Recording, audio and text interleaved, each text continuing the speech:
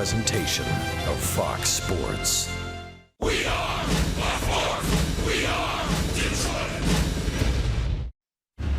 Tigers baseball on Fox Sports Detroit is presented by Bell Tire.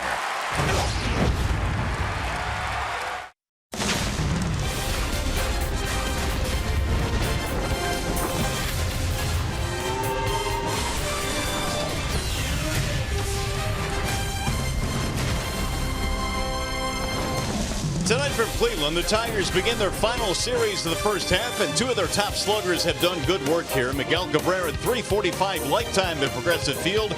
J.D. Martinez not bad either, .304. Welcome to Game 1 in the series featuring the Tigers and the Indians. Hi again, everyone, and welcome to Tigers Baseball. Mario and Pemba alongside Kirk Gibson. Glad to have you with us here for Game 1 in a big series for the Tigers. They need some wins, Gibby, and one guy in their lineup that has done great work, the new All-Star now, Justin Upton. Yeah, great honor for Jay Up to get honored and go to the All-Star game now. Back in 2007, I remember he was just a good little kid, #1 pick. They said he had 5 tools. He could hit, he could defend, he could run the bases, and he could throw. And he's really become a really steady player for the Tigers since he's come over here. And he's got a good bat. Here you see him doing real good with runners in scoring position. Nice slide to the back edge of the corner. Same thing here. This reminds me, we worked so many hours on this up. Then he's got the big power. When he gets ahead in the count, he is so dangerous and goes the opposite way as well. And Jay Up gets that honor to go to the All-Star game. That is his 4th All-Star game since he's been a big leaguer, and he's well deserved of it today, and he certainly would not turn that down. Here you're seeing the great plays he makes to defend, and again, he unleashes that cannon. This kid started as a shortstop, now is a pretty dang good outfielder for the Tigers. He'll be big for the Tigers to try and win 3 games from the Indians tonight. All right, now as far as the Indians are concerned, they are without Terry Francona. He will not manage in the series. Had a heart procedure today, but one guy that has been able to keep the stress off his skipper is Jose Ramirez. He's had a great first half. Unbelievable, good story. Also a guy who came up as shortstop, got moved out to the outfield in 2015. They brought in Juan Uribe last year to be his mentor. And of course, they released Uribe at the halfway at the All-Star break a year ago. And this kid hits from both sides. He's got pop. He's not that big, 5'9", 165 pounds. He's got juice from the left side, juice from the right side. And he's just a real promising, good-looking player. Tigers are going to have to deal with him. The one thing, he is very aggressive on the bases. He made 4 outs last series against the San Diego Padres, so the Tigers want to look. He's going to be going. They'll be able to get him if they make some good relay throws. All right, Game 1 in the series just minutes away. After a short break, we'll send you back to the Coliseum Studios and check in with Matt Shepard. Coming up in this one here tonight, Jordan Zimmerman is on the hill for the Tigers. Another shot at the Indians, the 2nd time in a week. Tigers Drive coming up. Tigers baseball on Fox Sports Detroit is brought to you by Comerica Bank, a part of Detroit and the community since 1849. And by Ram. Make the most of your summer at the Ram Summer Clearance Event going on now.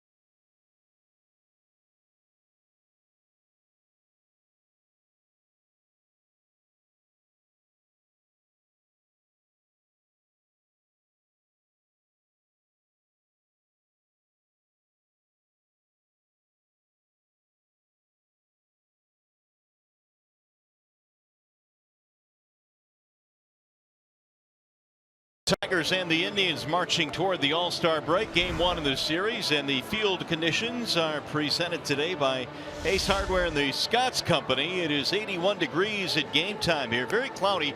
There's some rain in the area, but right now it is south of us, and hopefully it'll stay south of us. What do you got, Gibby? Profession. That's Spanish. I didn't spell it right. That means flawless. All right, we'll give you a mulligan on that. Well, this is a shady telly. Here is the Tigers starting lineup presented by your Southeast Michigan Ford dealers. It'll be Kinsler, Avila, and Upton in the top 3 spots. Good numbers this year for Avila against the Tribe. Cabrera, Martinez, and a bottom 3 of Castellanos, Matuk, and Iglesias. And they are facing Carlos Carrasco, presented by Jeff Glover and Associates Realtors. 30-year-old right-hander, 17th start of 2017. 51% fastball, 17 curves, 16 slider, 15 change. So he's got 4 pitches. He'll throw them all the time. He's been very tough on the Tigers. Let's take a look at the Tribe's starting defense, brought to you by Tim Hortons. Michael Brantley in left, Bradley Zimmer in center, Lonnie Chisenhall in right, Jose Ramirez at third, Lindor and Kipnis up the middle, Edwin Encarnacion at first base, Yan Gomes behind the plate. He's catching Carlos Carrasco. All right, Tigers know their mission. They've got to come in here to Cleveland and prove they can beat the Indians and give the Tigers some hope heading into the second half. The Tigers 38-46, and the Tribe in first place in the American League Central Division. Ian Kinsler set to lead things off against Carrasco. Ian batting .239, 9 home runs this year. And here is the first pitch of tonight's ball game. It is ball 1 to Kinsler. Ian on the last homestand had 6 hits. He has knocked in 22 this season for the Tigers.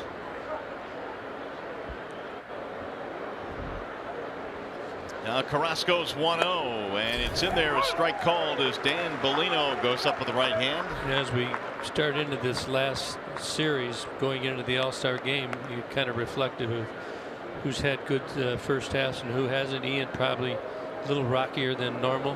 A little below standards for him. He'll take the rest and come back with a new attitude, refreshed. It's important that they do this, but let's make no mistake about this series. This is really important. Like, they got to be thinking sweep. I would play this series like it was a 3-game playoff series. Everybody should be available for every time. Push these guys right into the end of the first half, and then we could leave on a good note and come back ready to go in the second half. 1-2 is blowing outside. 2 balls and 2 strikes. And while you say that, you know, I guess the thing is, you think about, well, there's still a lot of baseball to be played, but so much can be made here toward the end of the first half in terms of sending a message to the Indians. That's why this series is so important. I've been on teams that look forward to the All-Star break on Friday. Here's a good start. Drive to right field and a base hit for Kinsler. The Tigers get the leadoff man on. This is a good job by Ian right here. Just kind of lets the ball travel, not trying to pull it. Carrasco's got good movement on his pitches. Just takes and shoots it the other way, and he swings better.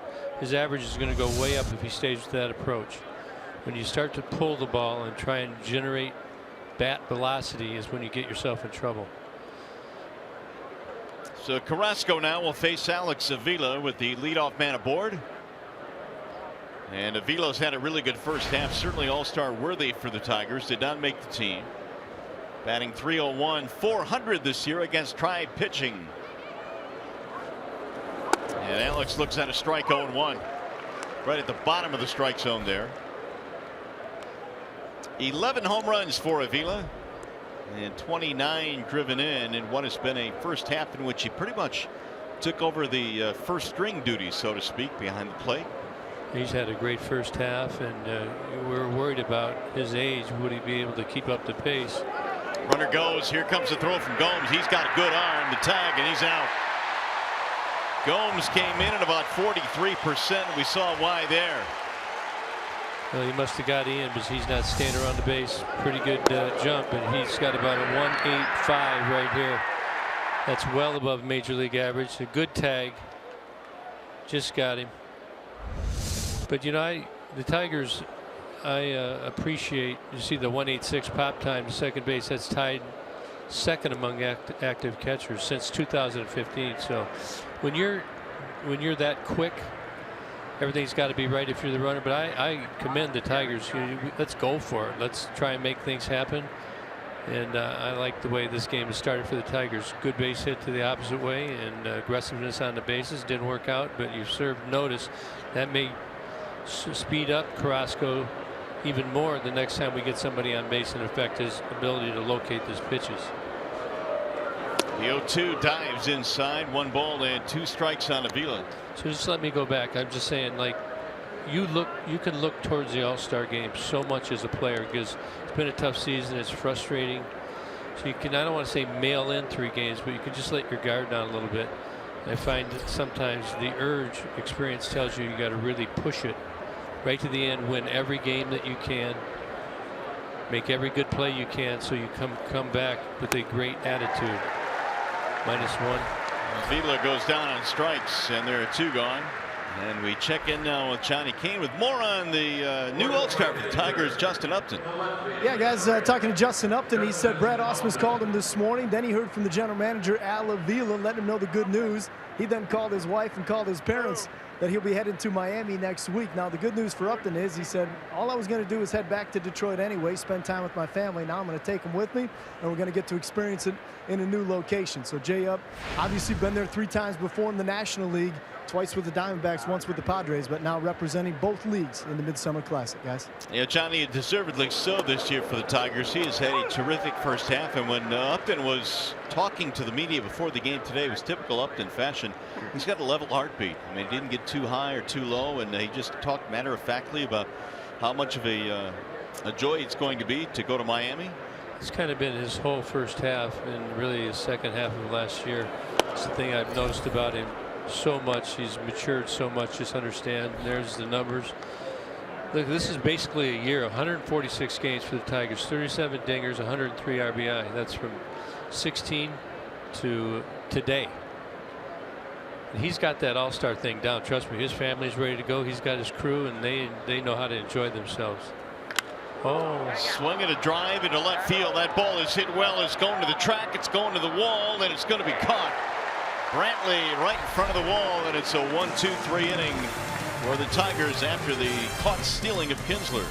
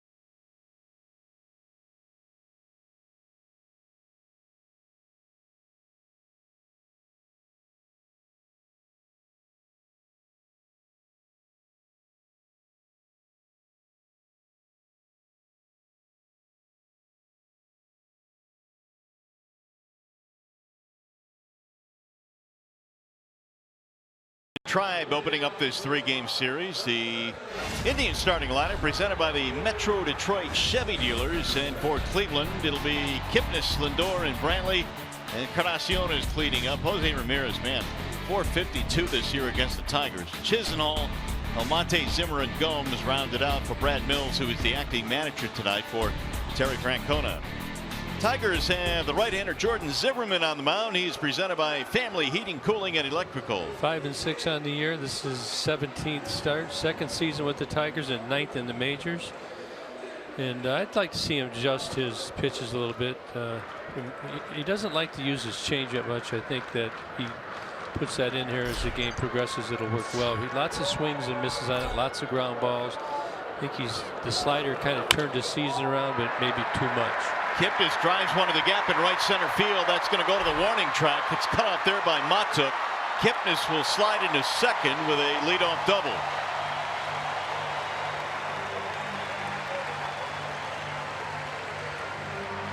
Yeah, Kipnis, he has not had a great year, but he's looking for this fastball. It's just really right down the middle.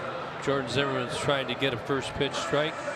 Kipnis with the real short swing, kind of up the gap. Matuk does a good job of getting over and cutting it off to hold him to a double.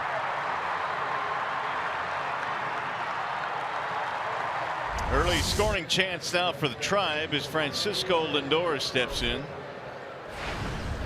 No, talking about Zim, this is a rematch, right? He lost his last start up to Cleveland 4-1, scoreless through 5, and it only made it 2/3 of an inning. And you were doing the game, I was not. And remember they had hit a couple Tigers, right? And he threw one. Was it behind Santana? Correct. And it seemed like he fell apart from them, so hopefully we'll have no business like that to take care of, and he can continue on after the 5th today. Yeah, that game turned on a dime, and that play with Santana seemed to be the catalyst for the Indians. Lindor shoots one on the ground to the shortstop. That'll advance the runner, and Iglesias throws on Lindor, one gone. I would not play the infield in here. Michael Brantley is a really good hitter, and I think you just open that infield up. You don't want to make it into a big inning, though. These are the decisions you have to make. Not saying mine is right. This is just what I would do. They're in. I think so much goes into that decision, Gibby, and obviously you would know, but I wonder how much the fact that the Tigers are facing Carrasco tonight, who's been awfully good this year. Good point. You don't want to concede a run. Carrasco's 9-3 on the year. Handled the Tigers. There's a strike called on Brantley. This guy is just a good, pure hitter. And an all-star again this year for the Indians. 304 in the year, 5 home runs. Coming off an injury almost all of last year. Swing and a miss, good pitch. Slider down and in. Yeah, this ball starts on the inside corner and goes right down and in. Straight down.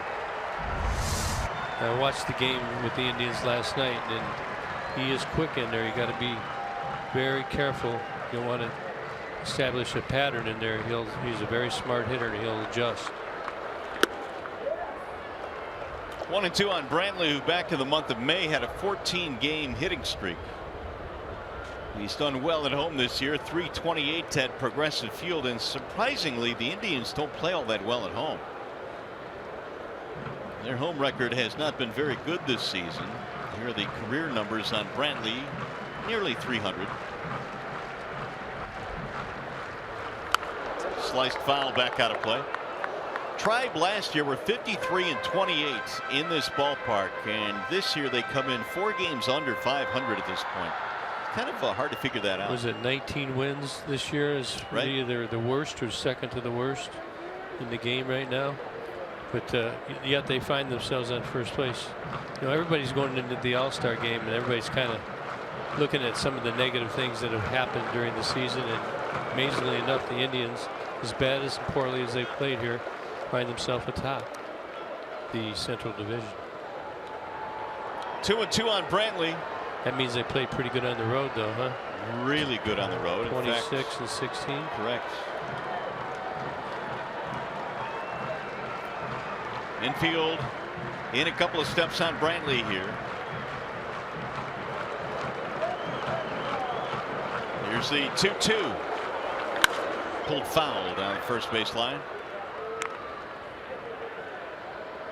Indians took 2 out of 3 from the Tigers back at Comerica last week. They had a 4-game series scheduled, but rain washed away the first game. That'll be made up in September. So is it September 1st? Don't they have a 4-game series and a doubleheader then? It is correct. That's going to be a big weekend.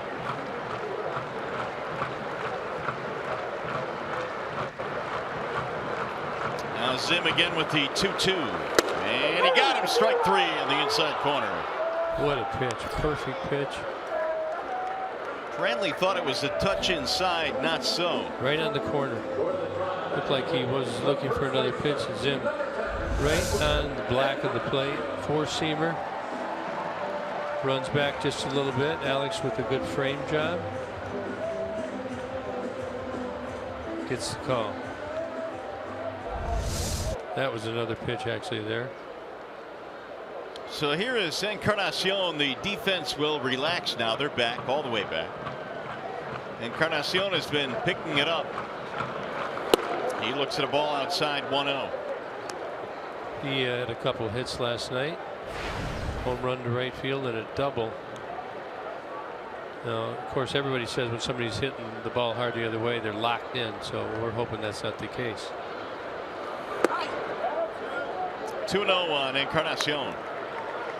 The Tigers do not want this big fella to get on track this weekend and do some damage.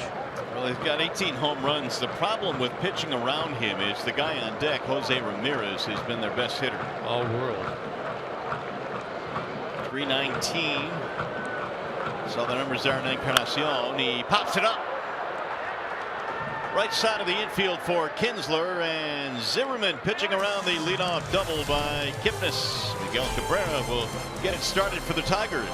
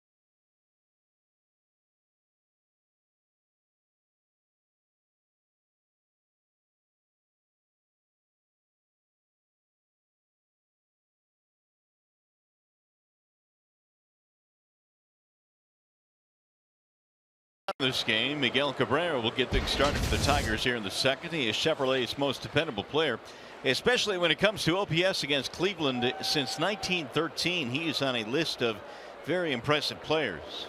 I'd be an honor to be on that one. Boy, the Babe, Lou Gehrig, Teddy. That's just Ted, I guess, to me. Ted Williams. Imagine 400 for a season. Don't know if that'll ever be done. The two that probably will never be broke is that and Cal Ripken's. Yeah, for sure. Games. What about 56-game hitting streak? Well, it hasn't fallen, but I think maybe that one might go. Cabrera shoots it foul back out of play. No balls and 2 strikes on Miggy. Martinez and then Martinez. Tigers bat in the second. They just finished up a 9-game homestand, won 5, lost 4.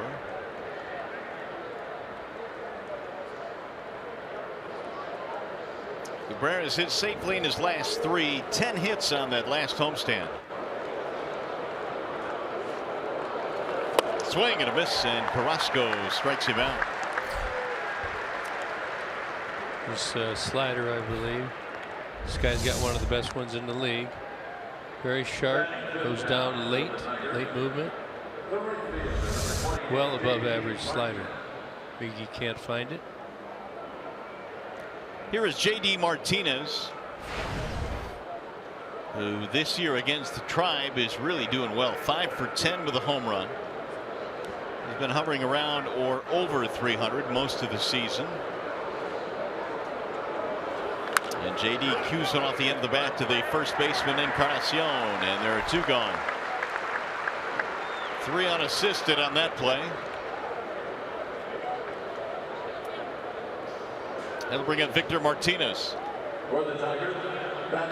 Vimart back in there today. Cabrera was DHing yesterday. Martinez 256 this season.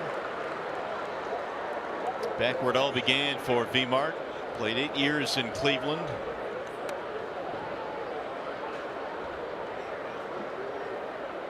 Yeah, he should be comfortable here. It's really where he turned into the great hitter that he is, consistently year after year. They play him to pull on the infield, and Victor looks at a strike. 0-1. Here's the shift the Tigers will employ, or the Indians rather, against Martinez. Vimart stands deep in the box, and the 0-1. Slice to left field, sinking. Brantley coming on, base hit. It is a 2-out single for Victor Martinez, and that is the 2,000th hit of his major league career. And what a career it's been, and Vimart will get the baseball. And some congratulations as well. What a milestone for Victor Martinez. 2,000 hits. Wow. Standing is appreciative, really hometown crowd for Victor. He's played so many games here for great teams. Taking the hat off. Victor's first ever hit of the big leagues was right here back in 2002. It was a single against Justin Miller of the Blue Jays, and now he has come back to Cleveland here and recorded his 2,000th hit. That'll bring up Nick Castellanos.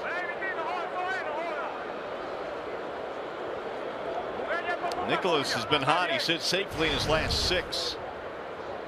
He really had a good homestand, a 400 homestand for Castellanos.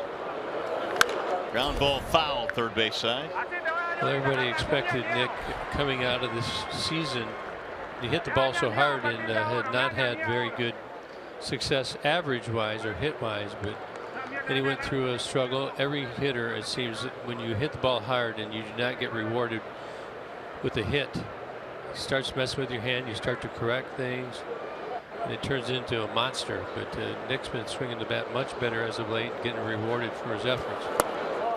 Yeah, it's funny because his hard hit rate early in the season was as good as anybody's in the American League in baseball, for that fact. And then all of a sudden, that's baseball, isn't it? I mean, even if you hit the ball hard and you're not rewarded, it does start to play with your mind a bit. It does. You try and do different things, and people are hitting the ball right on the button into the shift. But you got to stay with your strength. You got to know what it is and stick with it. Swing and a miss. He struck him out, and Carrasco gets his third strikeout. Victor Martinez, his 2000th major league hit, comes right back here in Cleveland, and a tip of the cap to Vimart.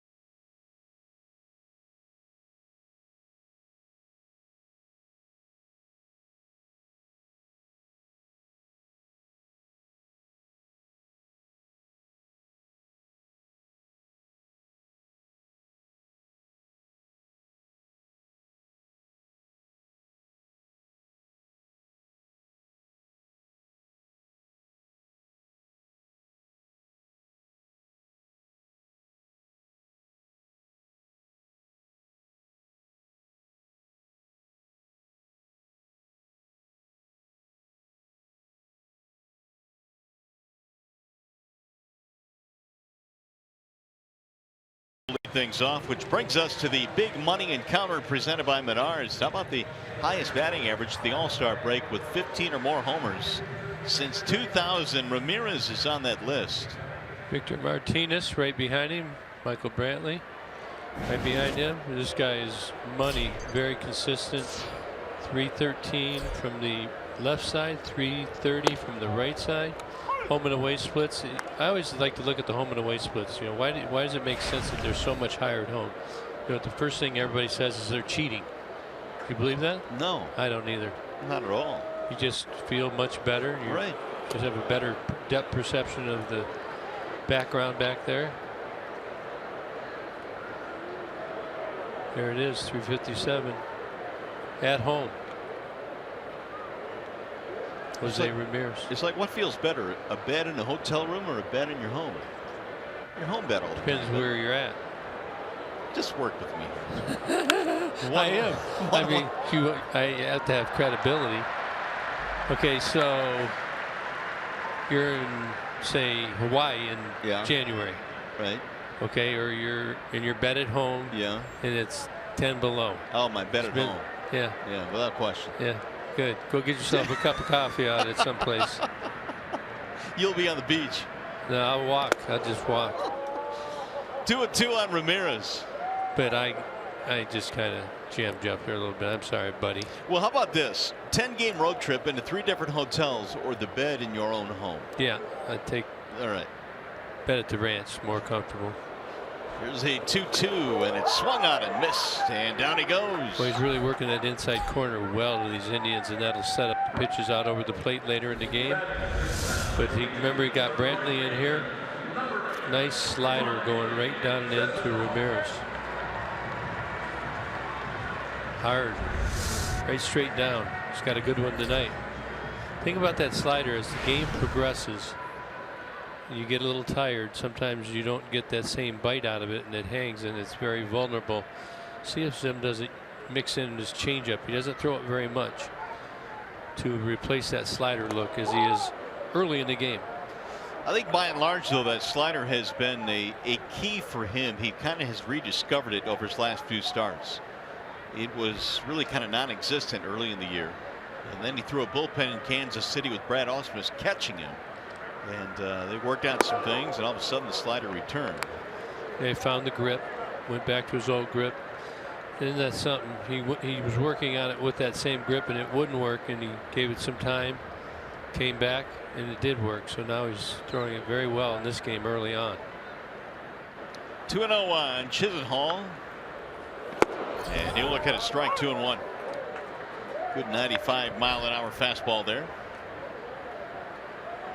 Rich Doobie up, looks on. I mean, this guy, when you're a coach, you feel really responsible and you really grind yourself, and he spends endless hours. I tell you, I don't know what you'd want to be, a pitching coach or a hitting coach. These guys work tireless hours. He's out in the bullpen early every day. Guys are throwing their sides. They throw their flat grounds on the foul lines every day, working out, looking at film, looking at the scouting reports. You just don't cruise in here an hour before the game and say, let's go get him. It's very complicated. And then not part-time psychologists, full-time, kind of like you right now to me. Absolutely. Yeah, I'm earning my degree right now, to be sure. Doctorate. You know, there's something about that, because not everybody in your lineup is going to be clicking at the same time. So there's always going to be someone that is struggling, and you always kind of think about that as the hitting coach. How do I get that guy going? Or somebody in your rotation. So it's never perfect. And that has popped up.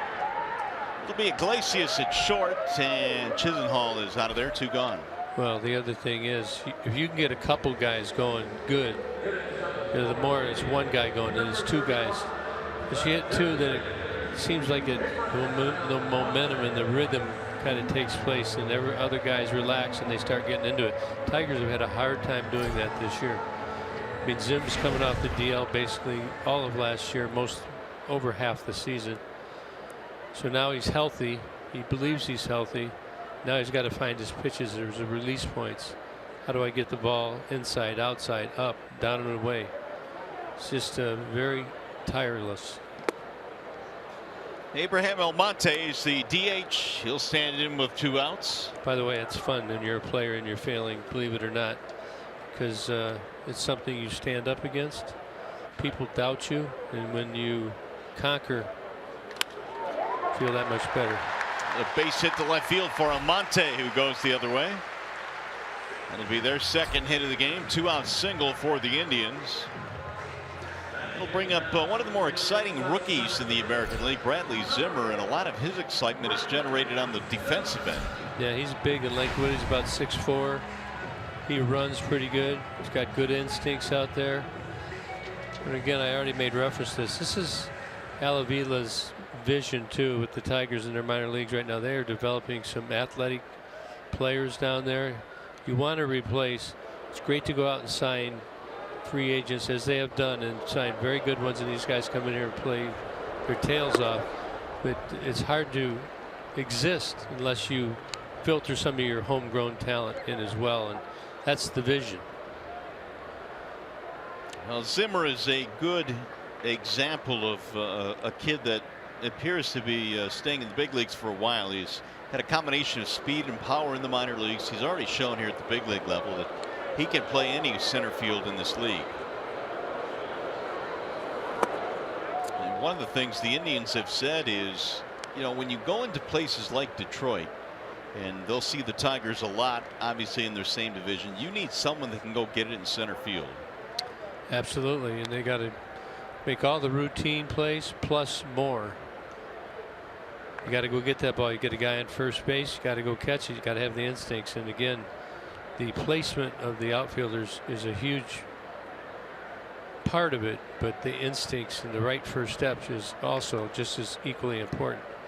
And you got to catch it. When you pick it up, you got to make a good throw to the glove side of your relay man. Let him turn it over.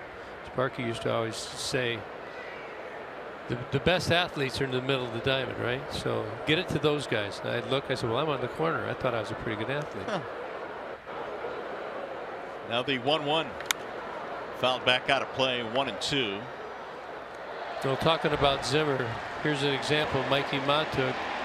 Look at there, and lays out and gets that ball. Look at the concentration. Looks like he's got a good glove, well broken in. All Mikey can do is look, and then he goes to left center field, and here he goes again. Perfect timing. Look at it's in the heel, and he holds on to that ball.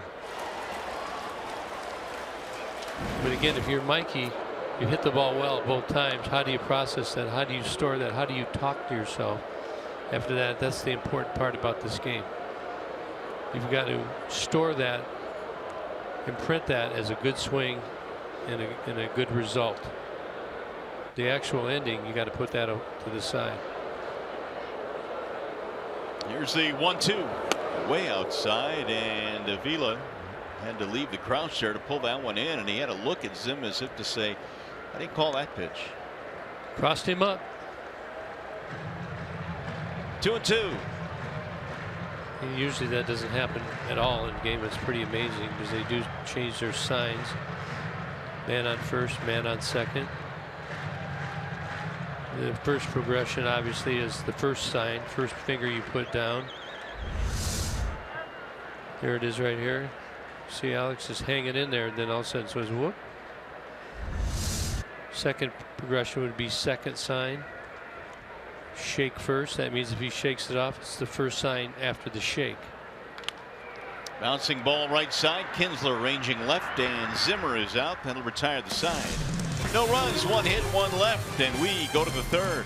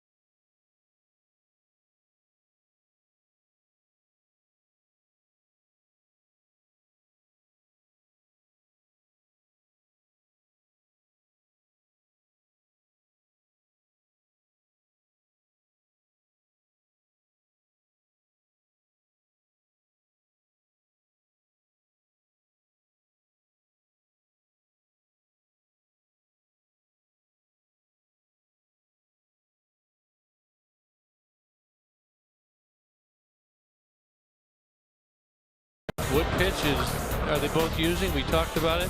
The slider. Jordan Zimmerman with a knockout slider. Look at the depth on that. Gets 2 strikeouts and a pop-up. Gets out a man on second, nobody out. And Carrasco as well. Uses it on Miggy. It looks like it's going to be a strike. Look at that late movement. He gets Nick Castellanos here. Those are good. They're down. They're biting. They're late action. Now, can they continue to throw it during the game? That's remained to be seen. But if he hangs it, you must get it. Mikey Matuk will get it started now. Matuk, Iglesias, and Kinsler for the Tigers. And Carrasco delivers a strike. Mikey on center field tonight. A 6-game hitting streak. He is 6 for 16 against the Tribe this year.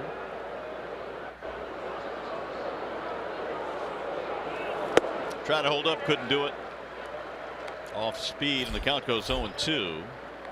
Wow, look at that ratio. Lots of strikes. 12 straight strikes, as a matter of fact. Carrasco gave up a single to Kinsler in the first and a single to V-Mart in the second. That is it. Here's the 0-2. Bouncing ball to third, deep behind the bag, Ramirez. Matuk is out, 1 gone. Hey, by the way, the Tigers August digital ballpark pass is your ticket to every home game in August. 1 pass every game, only $54.99. All tickets will be digitally delivered via your mobile device. Buy yours today at tigers.com/pass. Tigers fans always travel well to Cleveland. Short drive down. Always been a lot of fans that come down here. Here, Chicago, Cleveland. Here is Iglesias with 1 out. Toronto. City has really changed over the years. When we first came down here in 1979, stayed at the Bond Court Hotel. Did you ever stay there? No, is it still there? The building is. Here's the 0-1. What was it like playing in the old stadium there? Big, lonely, huge, Lonely. cold, right closer to the water. Wind came off it. It was just remember they had the drummer. He's not here. John, is he? John Adams. Yeah, he just hadn't been getting it going. They need a base runner for that to happen. Swing and a miss. Really He's just echoed. Waiting for a rally. Yeah, when you were a player, listening to that when things weren't going good. I wanted to repair that drum frame permanently. Here's the 1-2. Chopper to third. Ramirez going to get by him all the way down the line, and Iglesias on his way to second. He's going to pull in there. He'll think about it, but hold up. It is a double for Jose. You know, the previous ball by Matuk was hit down there, and it took a nice cherry hop for Ramirez. Not the case here. Good top spin on this ball, but Iggy gets over top of it. It's a breaking ball. Takes a hop and it eats him up. You see him just stab at it. Stand up double. Tigers now have a man in scoring position for the first time in this game. Kinsler will stand in. Ian had a single, was caught trying to steal in the first as Gomes threw him out in a bang play.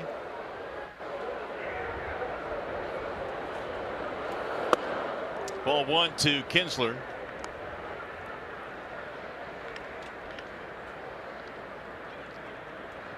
So you're going to see what Carrasco, with the man in scoring position, he's going to throw him the kitchen sink. You know you're going to see the slider again. May break into breaking ball as well. Chase fastball out of the zone. Wouldn't chase the slider there in the dirt. 2-0. Justin Verlander will throw game 2 in the series, happening tomorrow. Well, he's got to score to sell with this team. With this team, especially in this ballpark. His first game was right here. We brought him up for a doubleheader.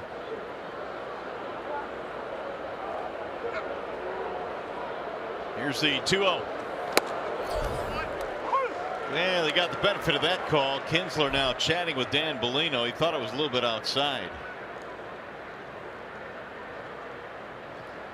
I think it's just right on the corner. It tails back a little bit.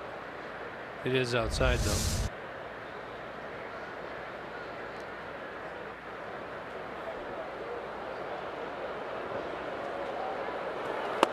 There's another strike. Right at the knees that time. 2-2. Getting to Verlander's first start. He did get the loss. He came out throwing 98 to 100. It was kind of exciting. We'd heard a lot from the minor leagues what JV was all about. And all of a sudden they just whack, whack, whack. And I know he'd never had that happen before because he just could dominate and overpower his opponents up to that point. Then he had to turn into a pitcher. Runner will try and get the third. Here's the throw, the tag, and he's going to be out. Iglesias tried to move up on a ball in the dirt. And he's gunned down by Gomes, who throws out another Tigers base runner. That hurts. Ball bounces right in front of Gomes. Look at him. See him turn that shoulder. Just keep it in front of him, but he's easy prey. He had a good jump, but you got to know who's back behind the plate. Didn't work out. So Gomes has made his presence felt early in this game. 3-2 now on Kinsler with the bases empty. Fouled back out of play. But we're going to look at Juan Gomes right here. Watch how he turns his right shoulder. This keeps the ball. Watch how he turns his right shoulder. See him turn that? That keeps the ball right in front of him over to third base so he can make the easy throw. If he doesn't, if he leaves the shoulder square, that ball is going to deflect over towards the Tigers dugout, and Iggy makes it easily. And strike three called on Kinsler. And just like that, the threat is over. 4 strikeouts for Carrasco.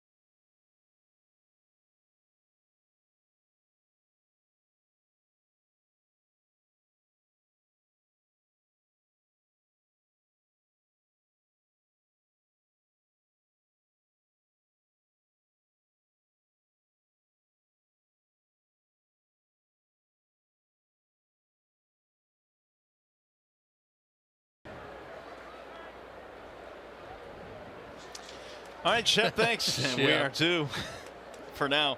Here is Yan Gomes. He'll get things started in the bottom of the third. It'll be Gomes, Kipnis, and Lindor facing Zimmerman. Zim giving up a single, a double in this game, and no damage.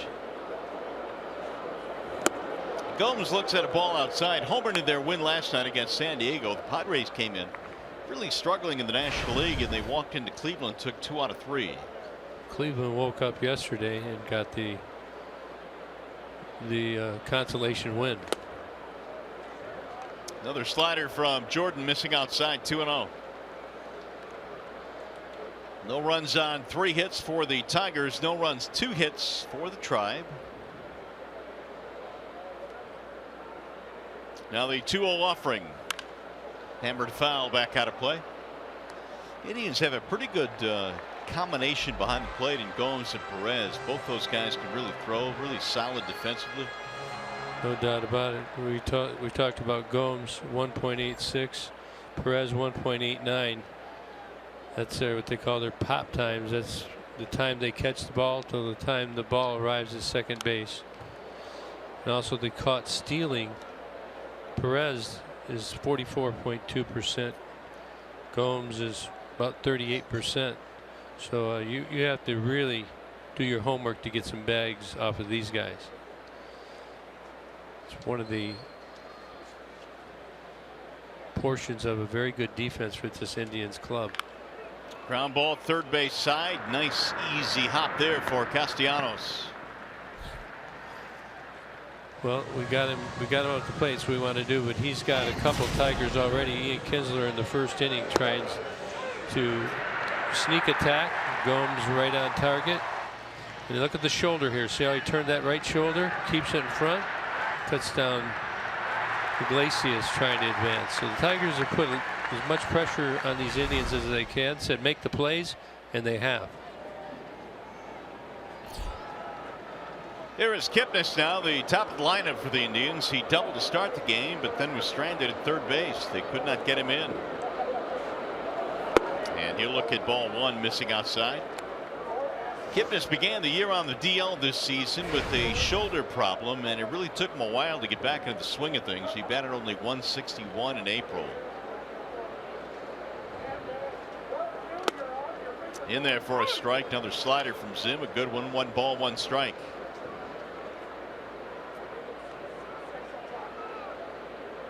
.225 overall this year, but 8 home runs for their leadoff man, Kipnis.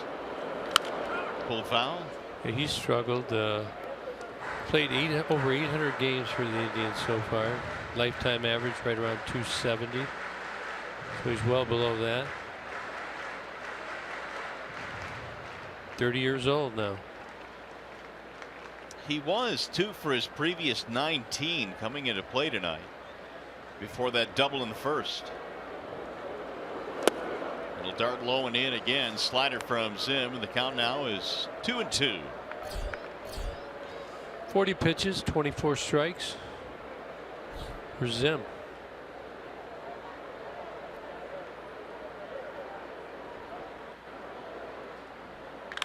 Drilled to right field down the line. That is a fair ball up against the wall. Kipnis on his way to second, and that'll be his second double of the ball game.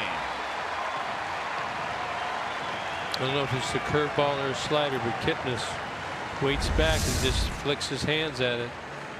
There's one he leaves out over the plate. Remember the other ones where he struck out Ramirez, got Brantley? Those were in on the corner. This one's out over the plate.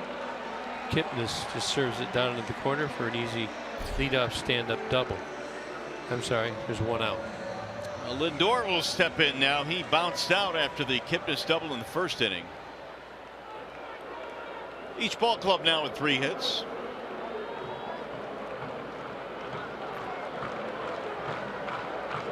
Here's the drum. You asked for it. And there he is, John Adams. Lindor had a healthy rip and fouls it back 0-1. He's got to be tired of carrying that drum around. I wonder if he's got somebody who moves it for him. He's been doing it for so many years. I'm sure he's got his own personal trucking company or moving company that kind of tows that around for him. Maybe he should move to the metal drum. Or at least throw a coat of paint on that thing. If only those drums could talk.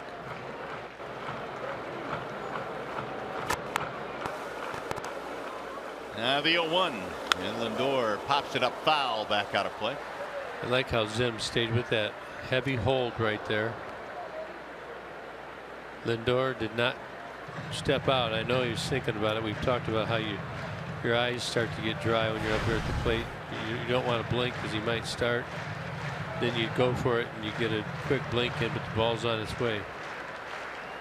Another one of the dirty tactics pitchers can use to sway the odds more in their favor. Well, it's perfectly legal. Why is it dirty? Say timeout. It's not dirty. I mean, that's just a figure of speech by me. And again, the 0-2 and a little chopper toward first base. It is rolling foul just outside of the line. Cabrera couldn't get it before it took a U-turn. Hey, just a reminder, as you enjoy a cold one, to look forward to Miller Time later in tonight's game, brought to you by Miller Lights. We'll have something, won't we? Absolutely. Hopefully it's Zim with a shut piece. For Lindor, it's been an all-star first half in that he made the team. 14 homers is one shy of the 15 that he hit last year, but the average is much lower than it was last year. He hit over 300 in the 250 range this season. Fouled back out of play. Another young developing hitter, 23 years old. That's it. Switch hitter.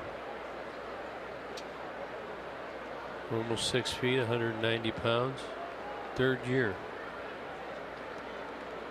Lindor, I remember when he was coming up in the minor league system for the Indians, was garnering accolade after accolade, and they felt he was going to be a pretty good player at the major league level. He has been all of that and then some. Another foul back out of play.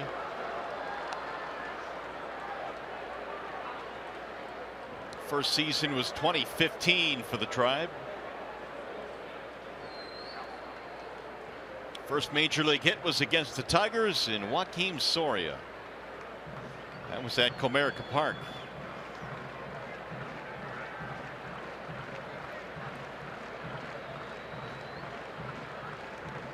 He gets on, he'll like to run if there's nobody on in front of him.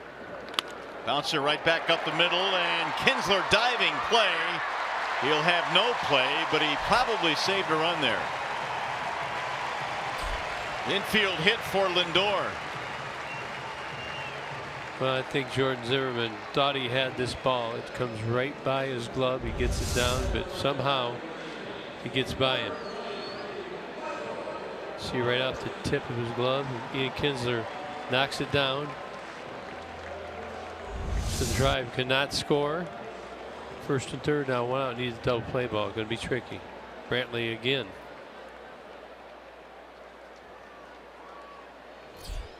Brantley struck out in his first at bat. He has bounced into 5 double plays this year. He moves pretty good. He's going to jump early in this at bat.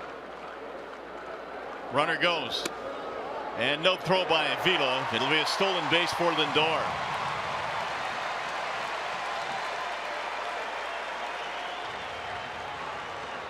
That'll put runners at second and third. Good jump by Lindor. He's got, that's his 4th steal, only been caught once. Now I'm not sure the Tigers were even going to throw on that. Did it look like they didn't see the middle infielders covering? No.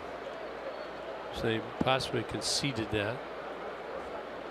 It leaves them the open base. Maybe they pitch around Brantley and go for Edwin Encarnacion double play.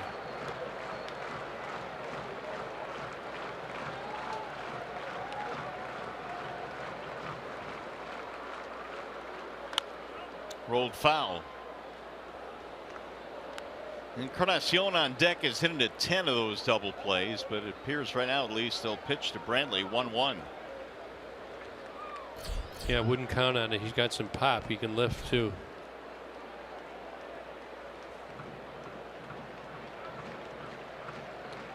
One out double by Kipnis, single by Lindor. He then stole second.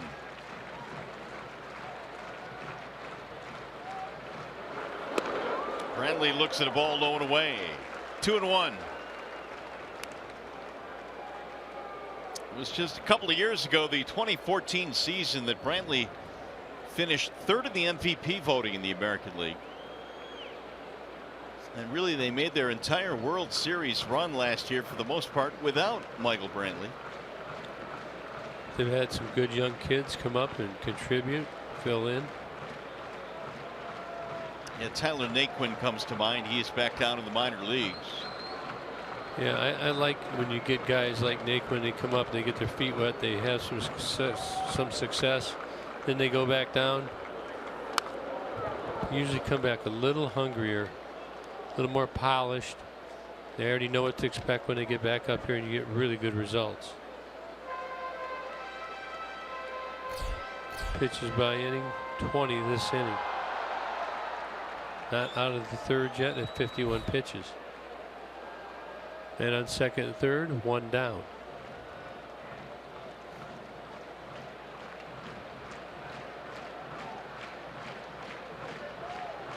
These Indians foul lots of pitches off, making Jordan Zimmerman work.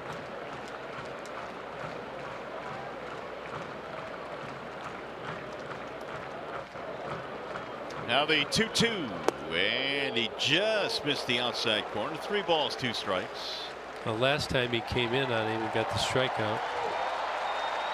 Don't think that's going to be the case this time. He seems to have him set up to stay away. Maybe a changeup down and away, or a 2-seamer down and away.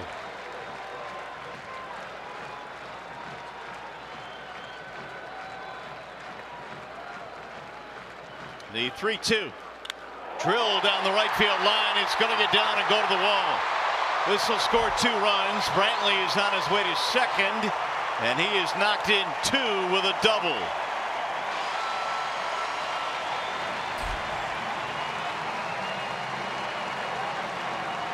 Three straight hits for the Indians, and they lead 2-0. Just another slider, doesn't get it in there. It's right down the heart of the plate. Brantley barrels it. It's a bullet. I was worried about him overusing that pitch, and he's going to have to find a way to bury that. He knows he didn't get where he wanted. Maybe start mixing in a changeup, some of his other pitches. Now he's got Encarnacion here with 1 out. Indians have 2 runs on 5 hits. Edwin popped up in his first at bat.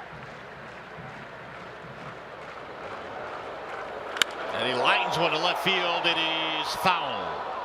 Ooh, man, he got a hit out in front of that one and drilled it. 0-1. This is where, in his last game against the Indians, he had trouble. He couldn't stop it. You got to find a way to stop it. Somebody's got to come out, take a break, catcher visit, manager visit. Cannot let this inning get out of control. He ended up giving up 4 runs on 5 hits in that start in 5 2/3. Indians have fouled off 11 pitches this inning. No swings and misses.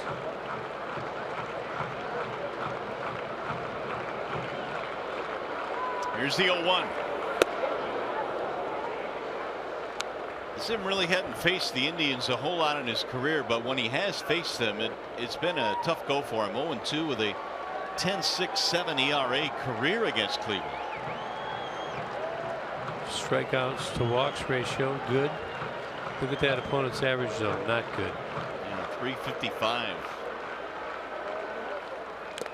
Fouled off. Big rip there by Encarnacion. He wasn't looking for a single there, was he? No. He wanted to reach the drum out there in left center. Yeah, he really lets go of this. Look at, he's loading up. Give you a stiff neck.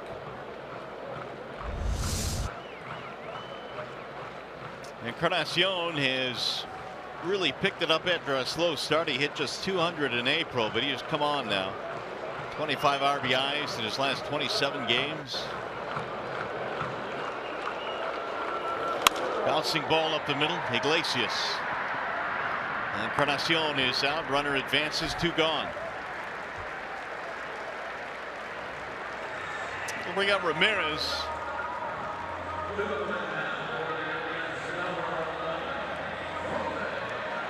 Ramirez struck out back in the second inning. That's when the slider by Zimmerman was extremely sharp. I believe he threw some sliders, then went with the fastball in and caught Ramirez looking.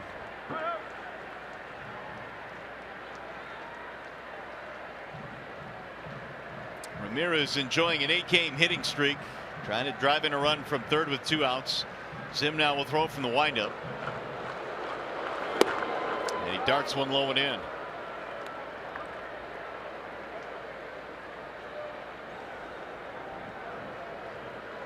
Jordan's pitch count continues to elevate now. It stands at 58. What do you think's going through Brad's mind? Get this out here and limit the damage. And quickly, there's a ground ball to short. Iglesias, long throw is not in time. It'll be an infield single and an RBI for Ramirez, who did a headfirst dive after first base. He runs pretty good. Got out of the box good. Iglesias made a good play, and this ball has to go far to his right. Couldn't get enough on his throw. Ramirez beats it out. Brantley crosses the plate. 3-0 Tigers trail. 2-out RBI hit by Ramirez, his 55th RBI of the year. That'll bring up Lonnie Chisenhall. 3 runs on 6 hits in the ball game now for Cleveland.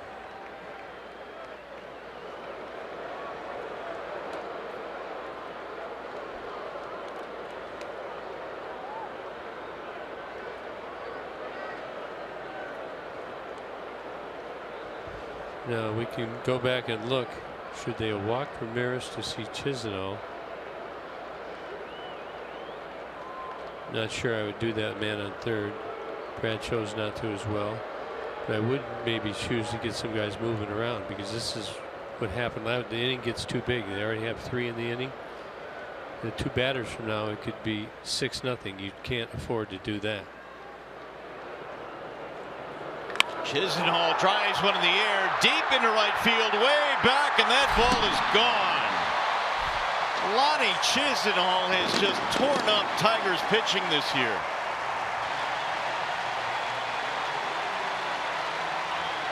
#12th home run of the year.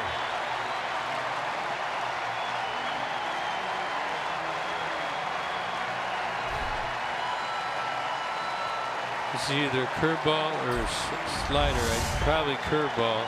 Just spinning again. That's right down the heart of the plate. Got to bury that into the dirt. Doesn't miss it.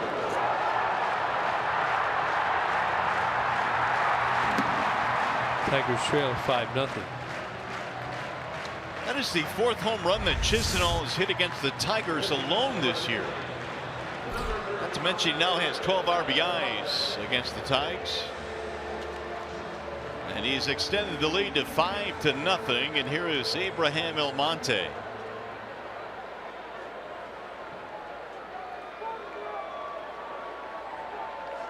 Well, it looked like Zim was going to limit the damage to just 2 runs after he got Encarnacion to ground out. But this is a deep Cleveland lineup. Almonte looks at a strike. 30th pitch right there in the inning, and just kind of think back first, second inning, throwing the ball in a little more, got the guys in. Have not seen that same pattern. Right to the shortstop. Almonte is out, and that'll end the inning. They send 8 men to the plate and put up a 5 spot.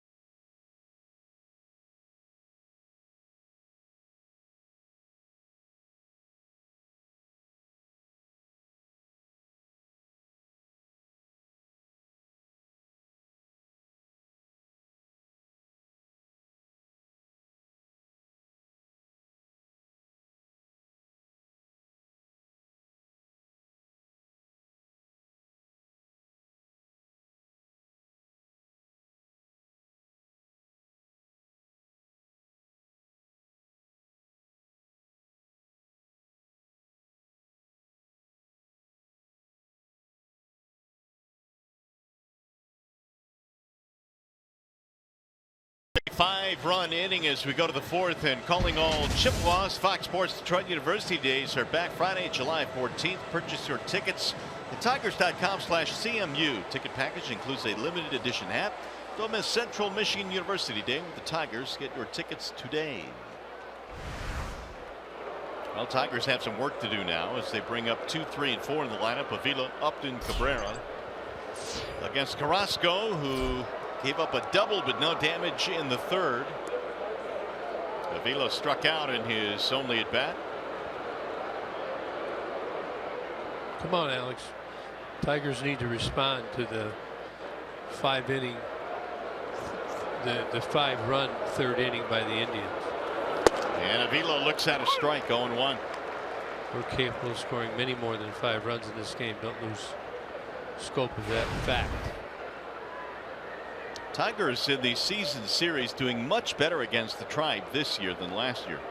They've won 5 of the 9 between the two and won 2 out of 3 here in April.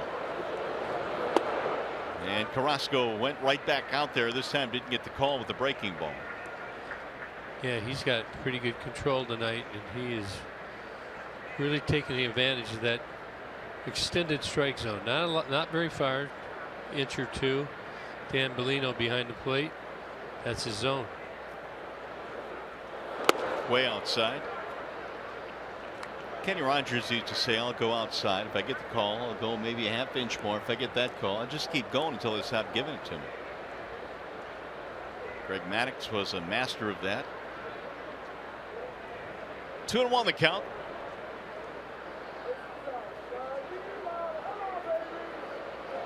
Now the 2-1 pitch is lifted foul to left field. Last time Carrasco saw the Tigers in his last start, he gave up just 4 hits in 7 innings and fanned 7. Tigers managed only 1 run in that game. This is the rematch of Carrasco and Zimmerman.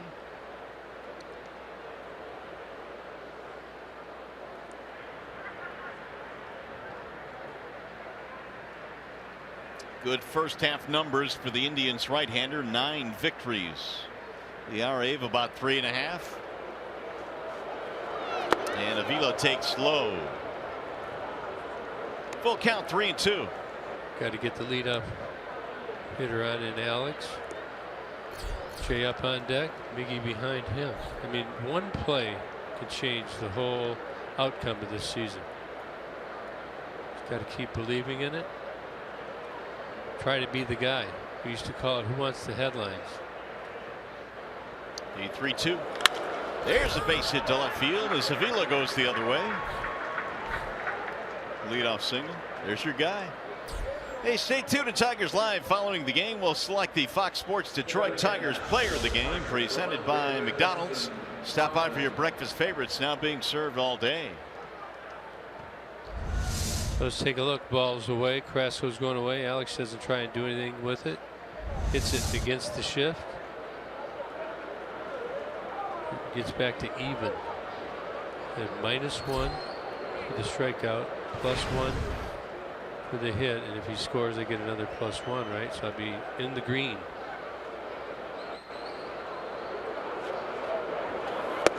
Upton looks at a ball inside. Who cares about that game? It's dumb. It's dumb. I always wonder why it's dumb, and I'll say the same thing. Because you're winning. Yeah. Because you're winning. But when I have a bad day, I say the same thing. Dumb game. No, it's fun. To be honest with you. There's a strike again. He got the call in the outside corner. There's guys, ladies, gentlemen, kids. They're all having fun, talking a little trash to each other, trying to get under each other's skin. Just for the fun of it, right? Absolutely. And a trophy, I think. You want a trophy for that? You get a trophy if you win. A nice light one. Carrasco stays away, 2-1. Have you saved any of your trophies from your childhood? If I have them, they're packed away in some box downstairs, collecting dust, among other things. You can't keep them forever. You got to make choices along the way.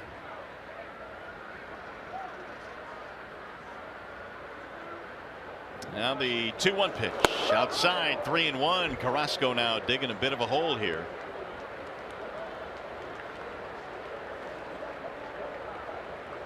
J-Up's going to be looking for the heater. I'm saying it's probably going to have a wrinkle in it.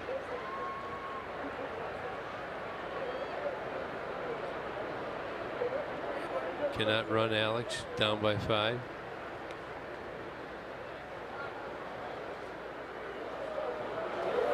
And Upton gets a walk. That'll put 2 men on now for Cabrera.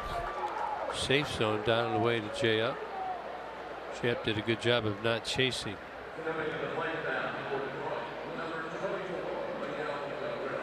Miggy a strikeout back in the second. Well, you know he's going to get a bunch of sliders breaking off the plate. He knows it as well. Even if he sneaks that first pitch fastball by you, got to remain to it. Maybe they show one inside early on just to get him thinking, then they go back to the slider. Going away early. Oh, he's going in. Ooh. Miggy taking all the way.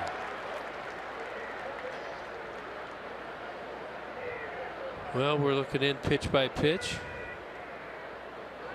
hoping that it's with good result. Carrasco finished off Cabrera, striking him out his last time up on a breaking ball.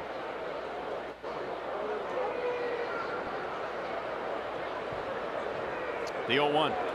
Swing and a miss. There's that slider. And Cabrera, as the season has gone on, has seen more and more breaking pitches. We'll take a look. This is one always thinking fastball, kind of guessing fastball. Tight slider down the way. 1-1.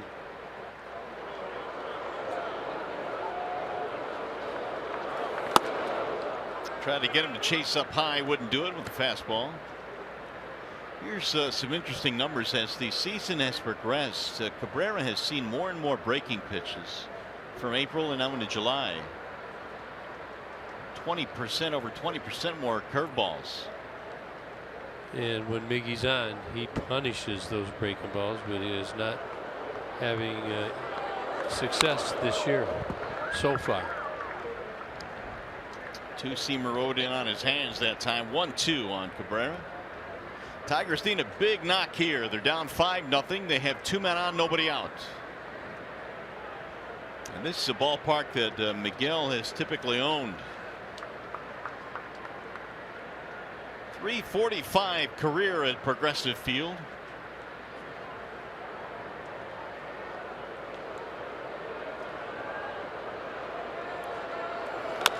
Rolled foul, just got a piece.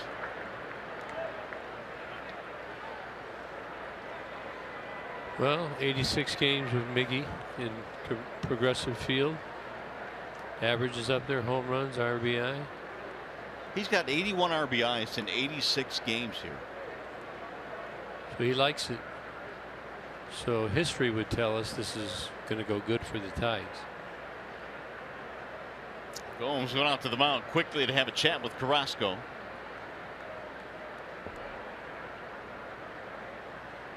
Avila got it started with a base hit, then Upton walked.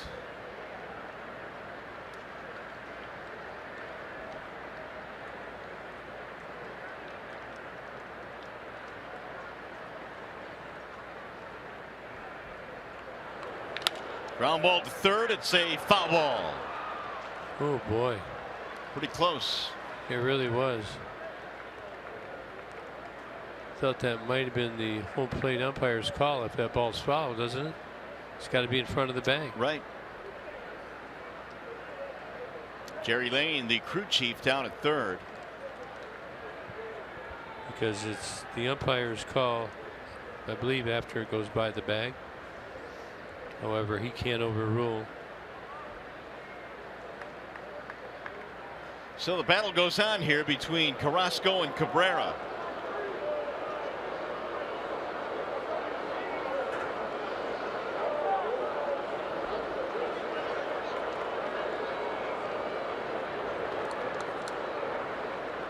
Pretty good crowd here tonight, Cleveland. They have not had big, huge crowds like they used to sell out every game.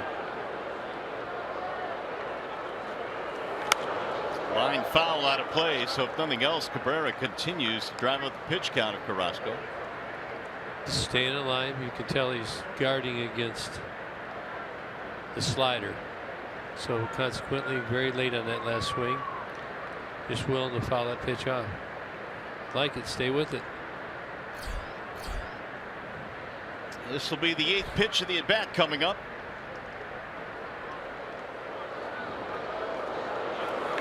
Ground ball to third. Ramirez goes to second. There's one. Relay. There's two. It's a double play. That hurt. Hard hit ball, but right at Ramirez. 2 gone. Well, let's take a look. This is a belt tire pitch by pitch. Miggy takes that first pitch fastball on the outside corner. Then he goes after that nasty slider. And then the battle begins. See Carrasco and Gomes working the ball around into the strike zone, varying the speeds as well. Breaking ball, he fouls a couple of those off. Finally rolls over one right to the third baseman Ramirez. Taylor made double play. 5-4-3. Tigers left with 1 on and 2 out. And it'll take a 2-out hit now from J.D. Martinez. And he looks at ball 1.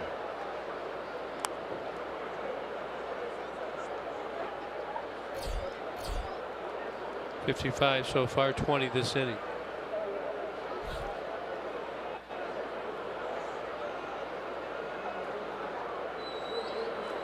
Martinez rolls one foul to third base.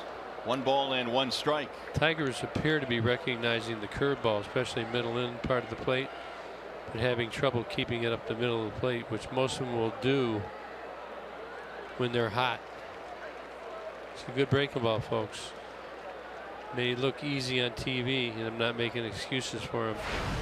And they do have to adjust, but hard. You're telling yourself stay back, don't roll it over, yet you do it. That's very frustrating. Swing and a miss. Slider. 1 and 2 now on Martinez.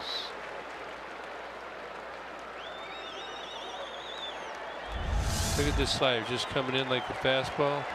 Gone. A lot of speed variation, very tight slider. Now Carrasco 1 pitch away from getting out of the jam.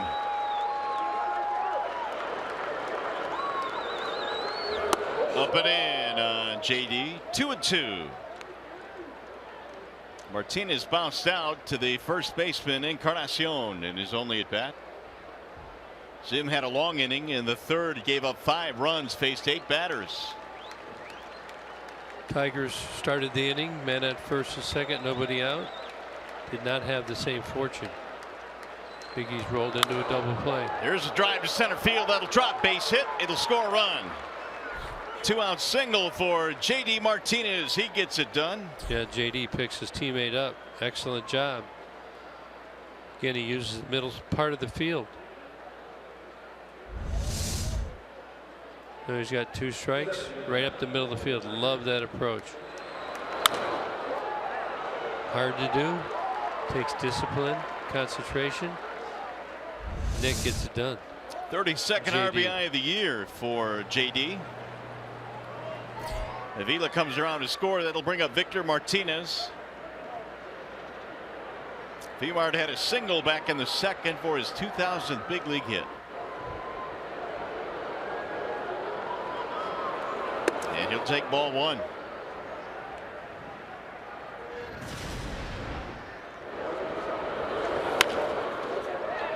Here's number 2000 right there. It's a beauty. The tip of the cap. Good recognition. Pretty cool by the hometown fans here for Cleveland, giving a round of applause to Vimard, of course, who spent so many years here in Cleveland at the beginning of his career. Many of those hits right in front of these same fans or their parents.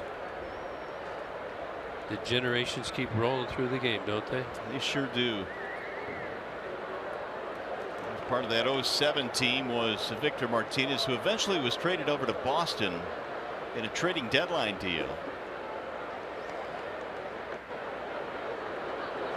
The 2-0 is rifled to the right side. They'll get through, but it's going to be caught there by Kipnis, who throws him out.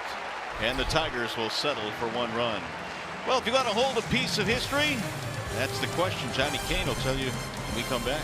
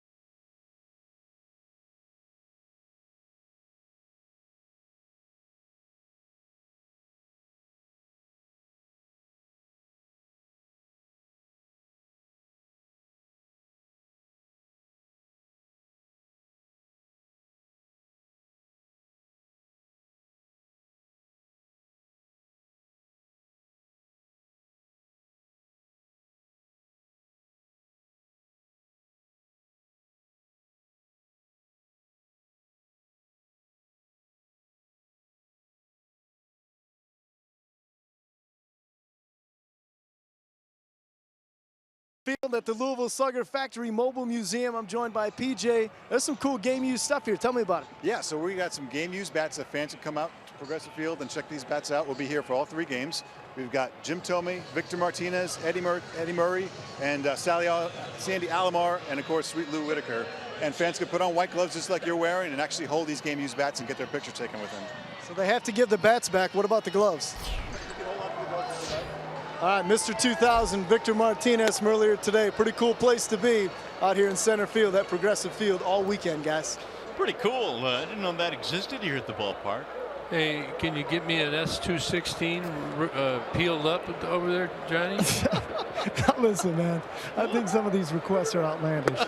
Well, that's my Louisville model. Well, I can see about it. They actually are spinning bats, not here in center field, but in another place at the ballpark behind section 130. They're actually spinning the bats here, so I'll go over there and see if they can stamp it with a Kurt Gibson. And one more side note, make sure you get the gloves loose. If you were a baseball player, I can see you sporting those right there.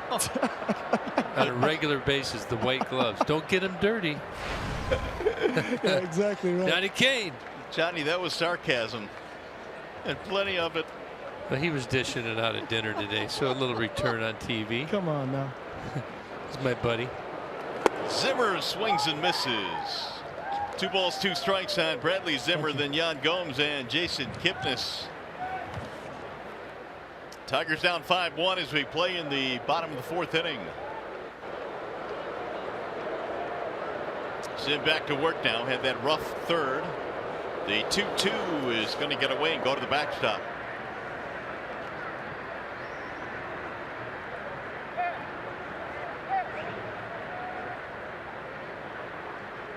Here's the 5 spot, which right now is the difference. And Jordan threw 31 third inning pitches. The Indians swung at 20 of them. No swings and misses, 12 foul balls, 8 in play, including 5 hits. I think the Indians want to check there to see if that hit the batter. Brad Mills says no. Brad filling in for Terry Francona, who had a heart procedure today, and our best goes out to Tito Francona, and he'll be back once the All-Star break is complete for the Indians, back behind their bench or on their bench. It's rolled foul by Zimmer. Yeah, he had a procedure. We're not going to say what it was exactly, but he's been dealing with a condition. You can have a good heart and be a manager. You internally have a, your heart goes up and down inside, and it's a good exercise, but he needed some attention there. We wish him the best. A rocket off the bat of Zimmer that whizzed right by Zimmerman. Maybe leadoff man out. We bring in Johnny Kane again with more on Terry Francona. Well, listen, we had a chance to talk with a couple of the guys. Andrew Miller, certainly one of their best relievers, and then also Brad Mills. And you know, the one thing about Mills that Terry Francona has said in the past, he said Mills has the ability to tell me when I'm wrong, and that's important. Of course, Mills subbing in for the 4th straight game for Terry.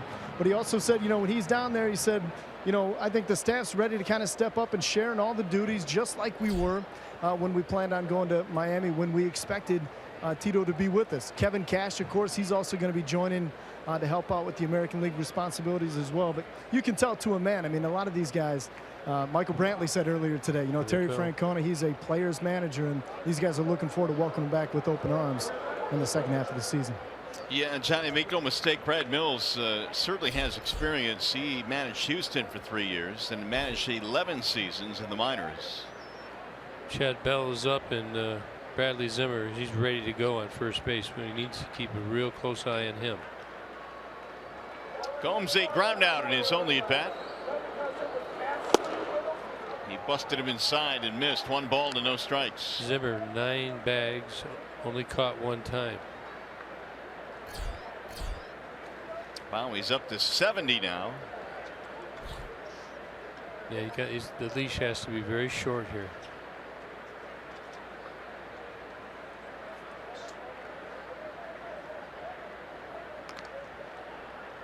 Zimmer last year in the minor leagues stole 38 bases. Not bad for a guy that goes 6 feet 5 inches tall. Long strides, good coordination.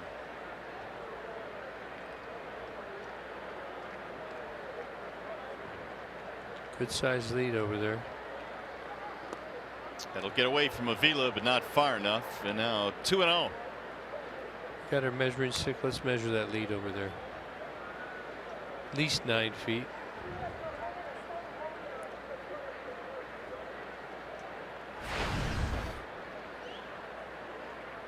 So if you took a 10-foot lead, it means you only got to go 80 feet. I wonder how fast you'd have to run to get down there in less than 1.85 seconds. Surely somebody can figure that number out watching this game, can't they? And that someone is not me. There's a ball high, but yes, somebody out there could. 3-0.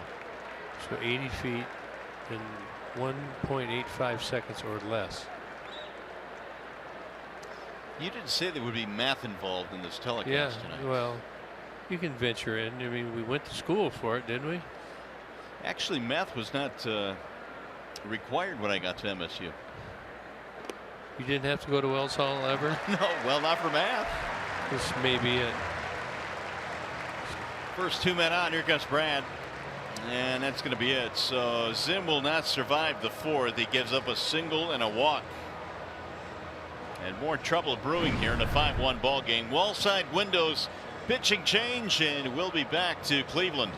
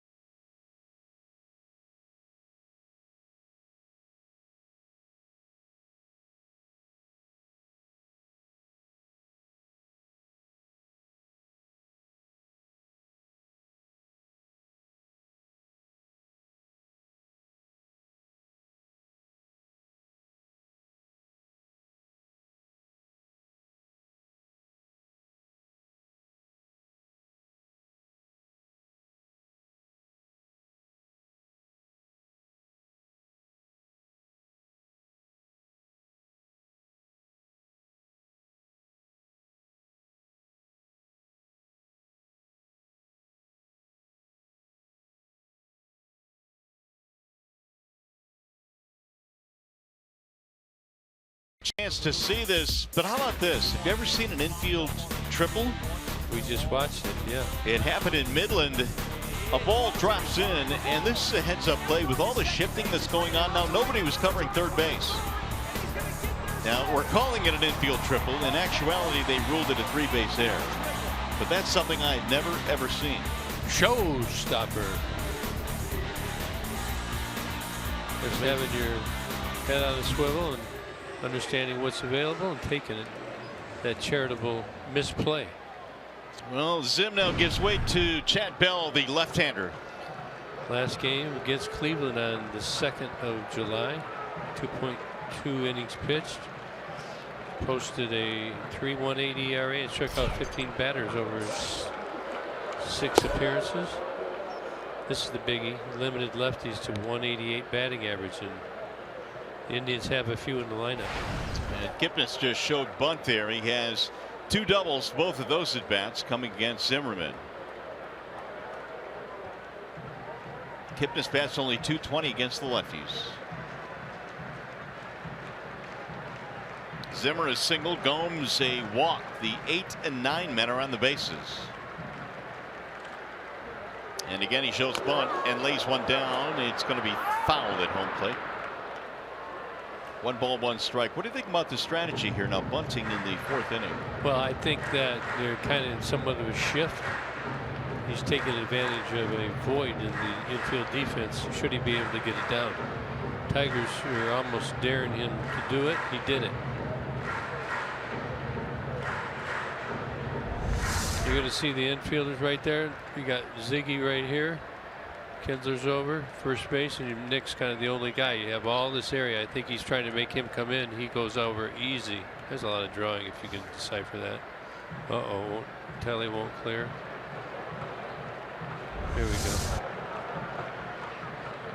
1 ball, 1 strike. Either my finger's cold and it doesn't recognize it, or it's having an off day. The Tally. Telly's got to be having an off day. 2-1.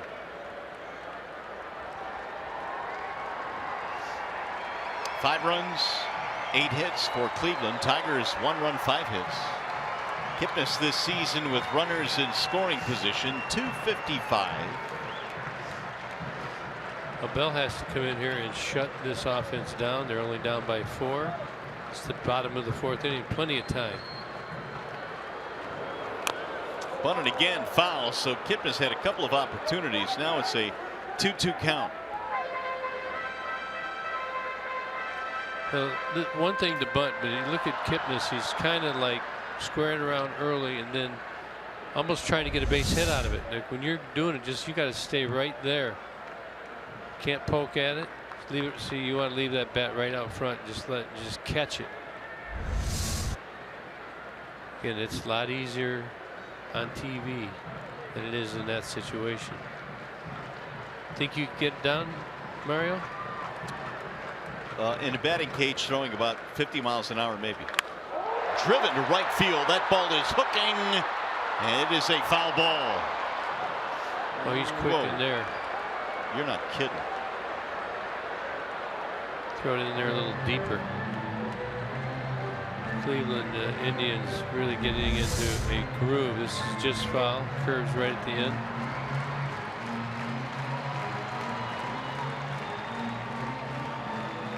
I think Kipnis likes the ball more down than he does up.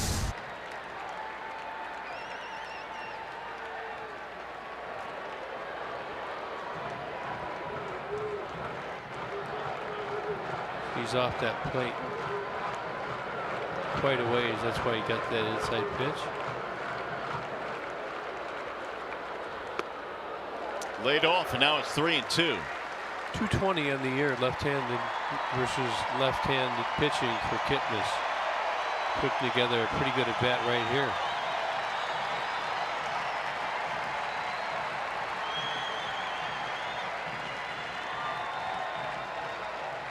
Kind of see how much he's off right there. Give himself a little bit of leeway in case the Tigers want to throw him inside.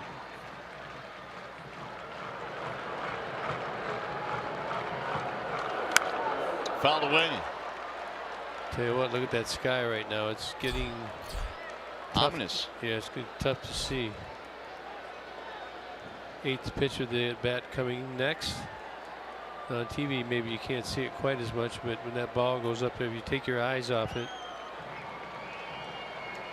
might be tough. You're an infielder. You want to make sure you put your finger up. You see it, you point right up to it, so the outfielder, if he loses it, he can go off your direction.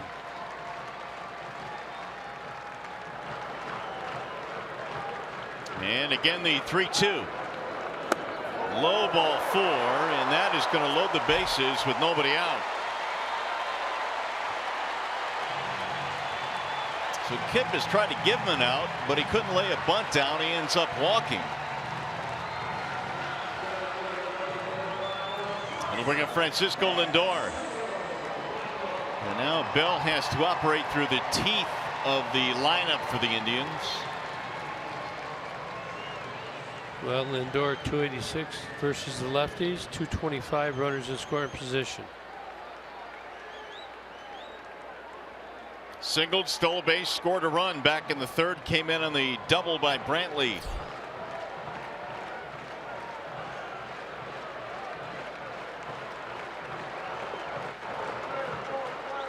Could be hacking early.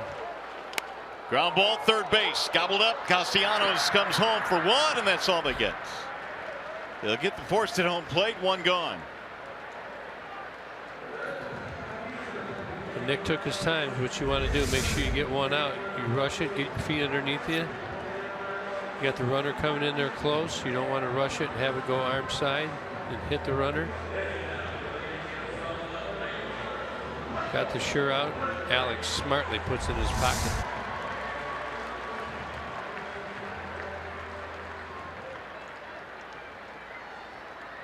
So Lindor will put the oven mitt on now as he takes his place at first base. Here is Brantley. So you can surmise he's had a hand injury on the bases. He's got that big, you call it the oven mitt. 361 career with the bases loaded, no grand slams for Brantley. And he'll look at ball 1. Big 2-run double, part of the 5-run 3rd for Cleveland.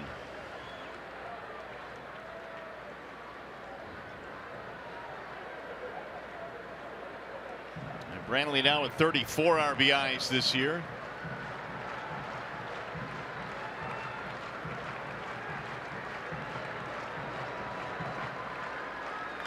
Ground ball, right side, foul. 1 ball and 1 strike. About a 4.63 double play. Yeah, ground ball would get you out of this mess. It all started with a single by the number 8 hitter, then a walk to Gomes and a walk to Kipnis.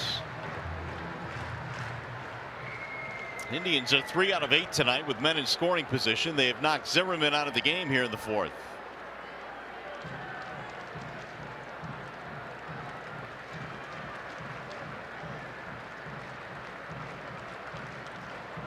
The 1-1 for Bell. Ground ball to second, could be 2. There's a 4, a 6, and a 3 double play. That's big. The Tigers get a huge twin killing, and they avoid more trouble here in the 4th.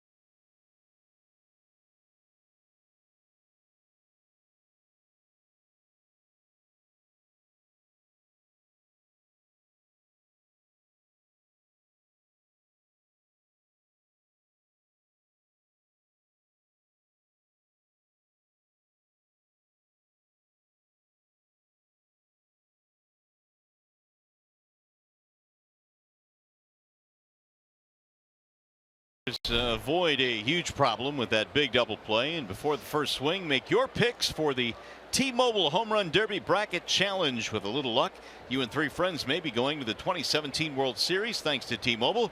For your picks, go to MLB.com/bracket challenge.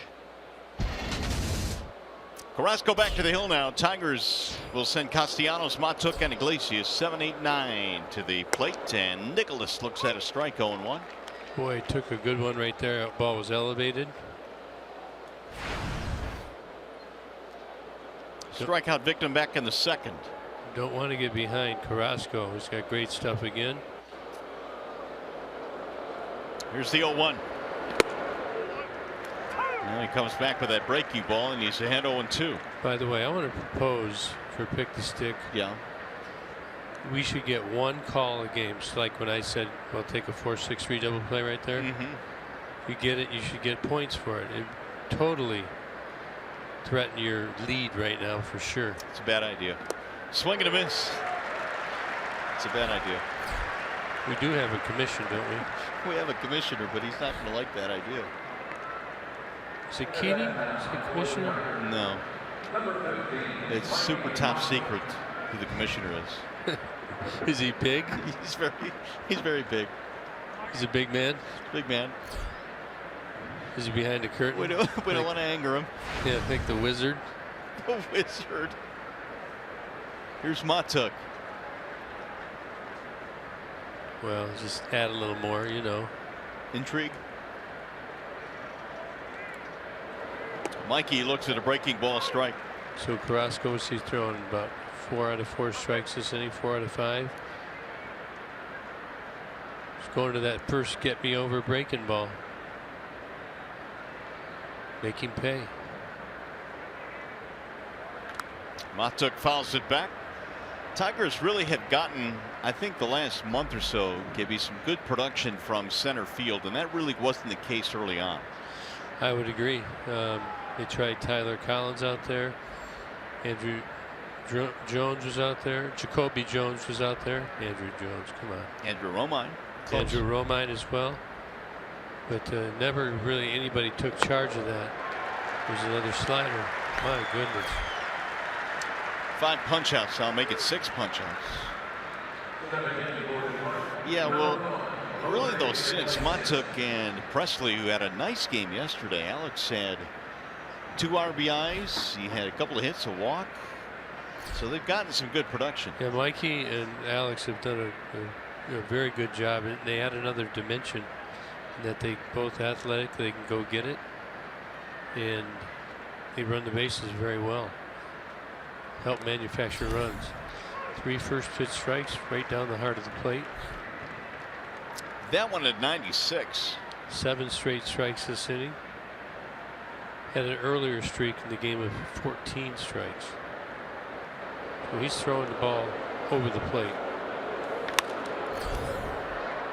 Earlier in the game, Iglesias was involved in a big play. He doubled with 1 out in the 3rd and then tried to advance on a ball that got away from Gomes, but it did get far enough away and he was thrown out at 3rd. And that kind of pretty much doused the threat. But the Tigers made 2 outs on the bases. That one in the 1st on Kinsler on a stolen base attempt, and then Iglesias. Got to give the Tribe credit. They are a very good defensive team, and that's how you get your defensive run save number up. A swing and a miss, and Carrasco strikes out the side. Tigers baseball tonight presented by Bell Tire.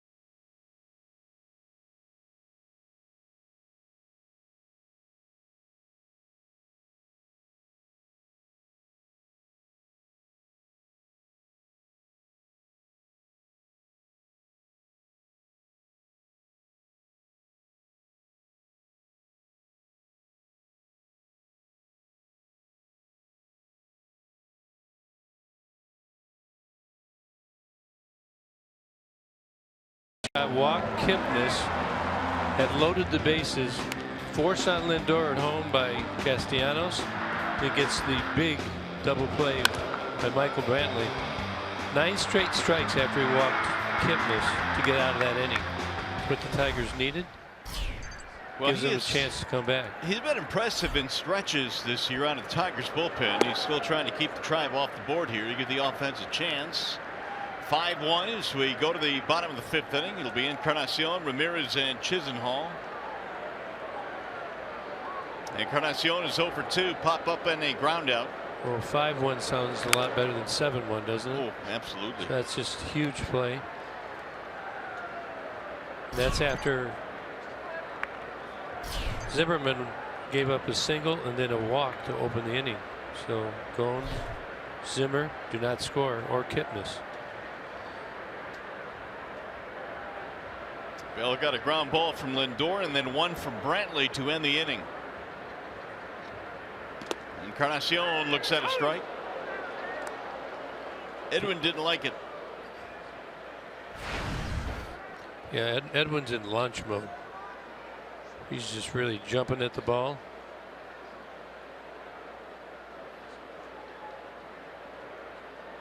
Here's the 1-2. Fouled back out of play.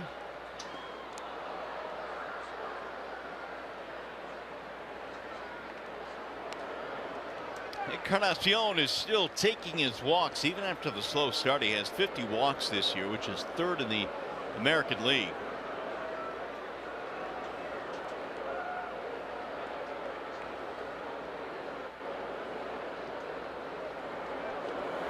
Outside, the count runs even now. 2 balls and 2 strikes. Beginning for the Tribe, the 5-run 3rd.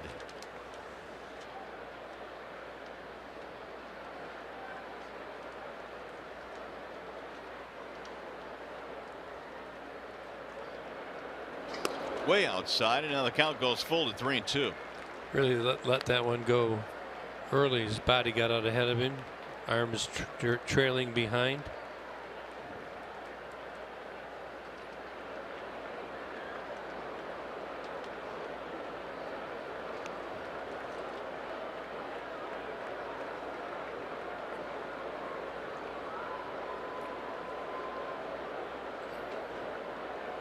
Here's the full count pitch.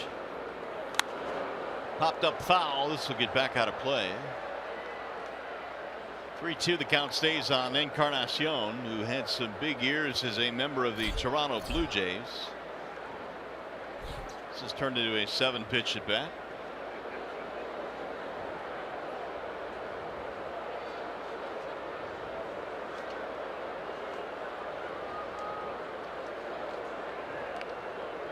Encarnacion began his career with Cincinnati in the National League. Really didn't take off though until he got to the Jays. And then he really put up big numbers. Another foul back out of play.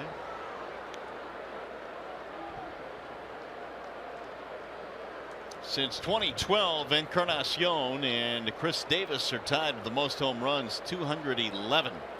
Yeah, they launched over there when they were in Toronto. Cincinnati, started out in Cincinnati. Now he's been here with the Tribe for a couple. He had 2 years of 42 home runs in a Blue Jays uniform.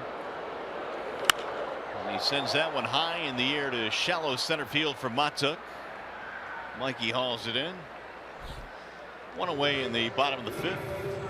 Hey, tomorrow at 7 Eastern on Fox, Miguel Cabrera and the Tigers head to Cleveland to battle Edwin Encarnacion and the Indians. Then at Cincinnati, taking on the Diamondbacks at 10 Eastern. It's only on FS1. Just looking at Chad Bell's game log. He pitched on the 2nd, so he's well rested. He does have a 4-inning stint in May, middle of May. He had a 4-inning stint in June, middle of June. 3 2/3 innings, 2 2/3 innings in the 2nd, so he's ready to go. He can be effective as he has been recently. Only really that July 2nd game got away from him a little bit. Other than that, been very effective. Now, many times when you start a righty, you turn everybody around. make him hit from the, looking from the different perspective. I was just looking. The Tribe hit 260 from both the left-hand side and the right-handed pitcher. Left-handed pitcher, right-handed pitcher. But they slug better versus a righty, so that means this is a better match for the Tigers. Ramirez just got a hold of that one to stay alive. There's one way of looking at it if you filter it that way. Why not? Those are types of things that the manager, you want to think those things out in advance if you get in trouble. If you're going to hook a guy early, you're going to make somebody mad, but that's part of the job. You got to do what he thinks right for the ball club. Everybody goes out and gives their best effort. Doesn't always work out. Does it make you a bad guy, or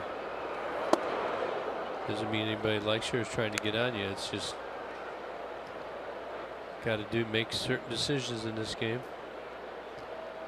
Been called into the office with a piece of paper and pink, and they call it the old pink slip, right? Is it really pink? Yeah. Is it really pink? I always wondered that. Look out at his back foot again. 2 balls, 2 strikes. I got two pink slips. Did you keep them for posterity, or just I think I have one of them. Really? Yeah. See, Jim Leland gave me one. I was with the Pirates in '91. He was very direct. Well, we're going to make a change. Thanks for your time. It's my decision. Still love you. Here's a pink slip. Good luck. Sign here. Sign here. Yeah.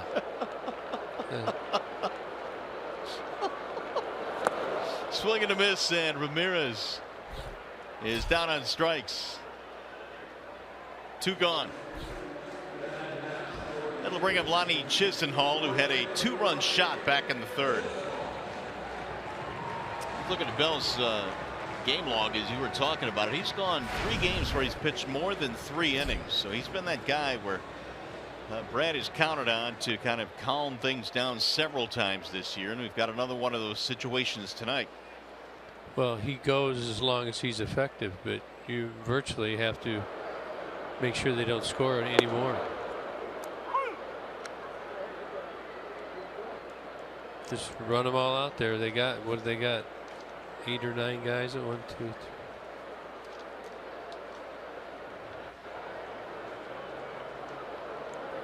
3. Swing and a miss. They have 8, don't they? 7 or 8 out there. Plus somebody's side day is today.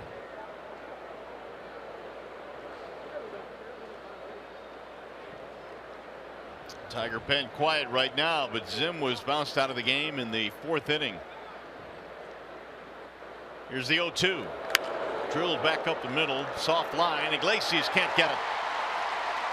It'll be a 2-out single for Lonnie Chisenhall, who has feasted against the Tigers this year. I was talking to the Cleveland Tom Hamilton, those and Rick Manning, and they were talking about how Chisenhall's just got everything falling in for him right now. Pretty good pitch by Chad Bell right there. Kind of got in on his hands, fisted it out there into center field, just out of the reach of Iggy. Amazing game. Well, he's got 12 RBIs against the Tigers this year. That'll bring up Abraham Almonte. Indians now have 9 hits.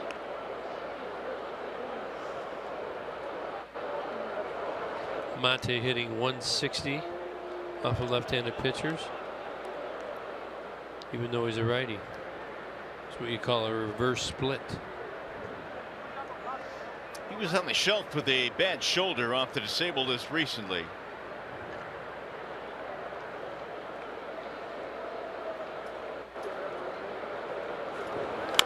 Rolled foul, 0-1.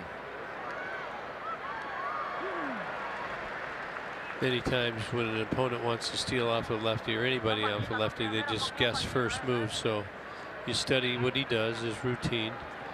As soon as he moves, you go. If he throws it to first, you try to move over to the left, block off the throwing lane.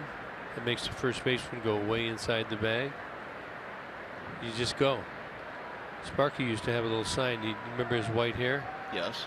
He'd take his hat off in the dugout, rub his head, and that meant you had to go.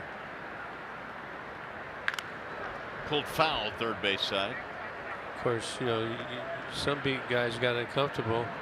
He just said, if you're out, it's my fault. But, you know, the next day I looked in the paper, it said caught stealing to me. It wasn't by his name. Caught stealing Gibson. Yeah. Hang with him. / Anderson. Yeah, no, it never said that, did it? No. But now the guys are too keen. Everybody caught on to that. Here's the 0-2. And Almonte takes inside. So the signs, I guess, can be as simple as taking your hat off and running your fingers through your hair. Huh? Yeah, just taking it off, period. You could give a flash sign to the first base coach. You could give it. You could be the pitching coach. You could be a trainer. They're standing somewhere on the bench. They just, you know, they put a ball in their hand or they put their arm up on the post. But you know, you got 4 or 5 guys from the other dugout all over you, so they're looking as well. And they have cameras in every stadium. I know some clubs dedicate them to that. Try and pick up signs. Seems like there's been a lot of activity about people complaining about people relaying signs from second base this year. He went around, strike 3. Almonte is out of there, and Bell closes down the 5th with his second strikeout. To the 6th we go.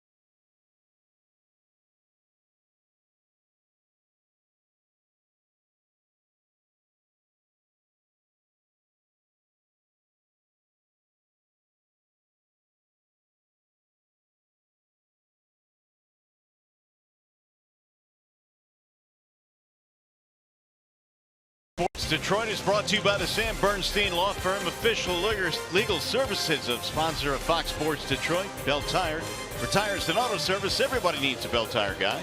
And by Chevrolet, it's the Chevy 4th of July sales event. Time to join in on the fun and cash in on the deals.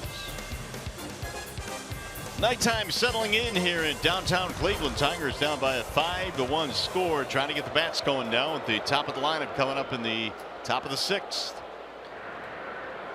And J.D. Martinez back to work again. And more entries in his journal. Yeah, probably says slider somewhere in the sentence. Kinsler is the batter, and he'll take strike 1. A fastball in there, and that's another first pitch strike for Carrasco, who's now 14 of 19.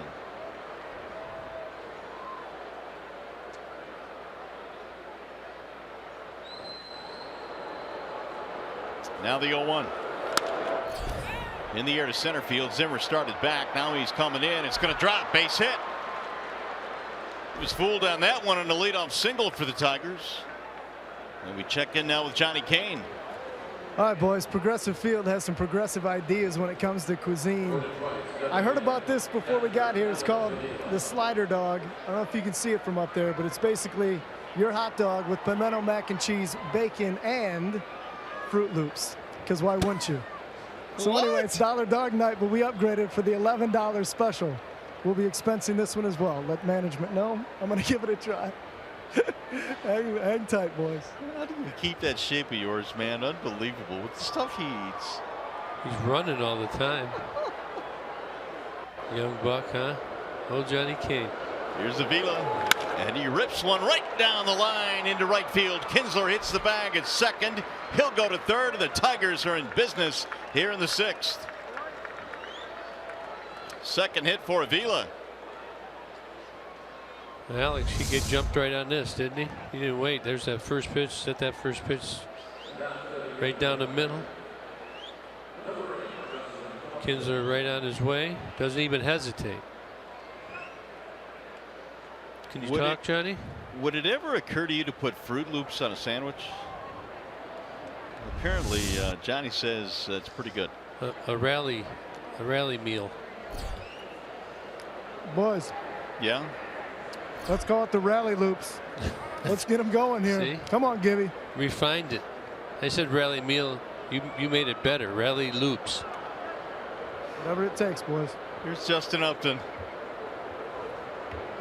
And Jay Up looks at a strike called 0-1.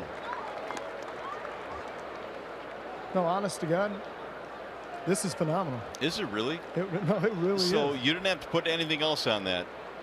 Like, well, no. Once you put the bacon and the mac and cheese, yeah, you can't Fruit mess Loops with take care of themselves. Do they sell that in the vegan?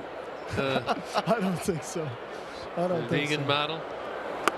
Swing and a miss. 0-2. Come on, Jay Up. He's still going, man. Hey, remember those gloves that we got at the Louisville Slugger? They double his napkins as nice. well. Nothing like a little pine tar on your napkin as you're enjoying a Fruit Loop mac and cheese bacon something or other. Good block by Gomes. 1-2 on Upton. Somebody's got the giggles over there by Johnny Kane. He's funny. Oh, Johnny, you're so funny. He's not sharing that thing either, is he? No, he isn't. Carrasco ready with the 1-2. Upton swings and strikes out. Down he goes. One away. Man, these guys, they know it's coming. It's that good. That slider just goes straight down. Hard too. He gets a lot, swings and misses with that pitch, well above most major league pitchers. Come on, Miggy. Say he's due is an understatement. 8 strikeouts for Carrasco. He got Cabrera to bounce into a double play in his last at bat. Find a gap. And Miggy shoots one to right field. That's going to get down, fair ball, and score a run. Maybe 2. And they're going to hold Avila at third base. It's an RBI single for Miguel Cabrera, and it's a 5-2 ball game. Miggy got smart here. He knows that first pitch strike's been coming in pretty regularly. This ball's in on his hands. Why don't you pull his hands in? Pulls that barrel in. That's Miggy special right there. Good job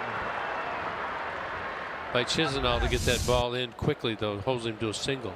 41st RBI of the year for Cabrera. Now a 3-run spread. First and third, 1 out. And here is J.D. Martinez. He will step in. Our call Sam batter here. Martinez is 9 for 24 career against Carrasco. Going to get the slider. You know that.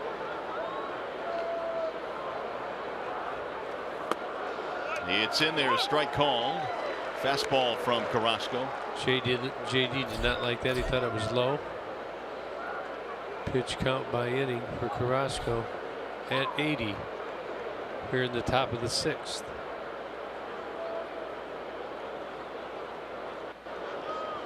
JD one swing from tying this one up. Swing and a miss, 0-2. Nick Goody warming up for the Indians in the pen. And I think that last one was a curveball. Previous was slider. So he's got the slider, which is much shorter, goes straight down. The curveball, I see a little bigger break in that. It's going to be swing and a miss, and down he goes. He got him with a slider. 3 straight breaking balls and 9 punch outs now for Carrasco.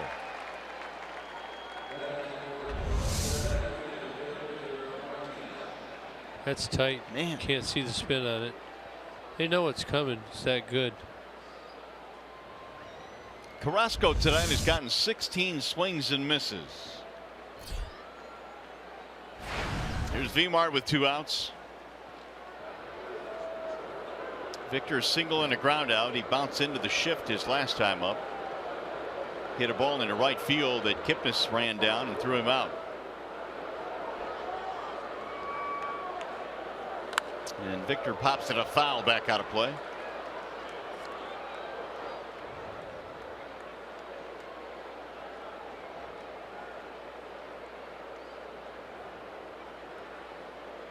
No, 5 strikeouts so far in the last inning. Last 2 innings for Carrasco's, all on the slider.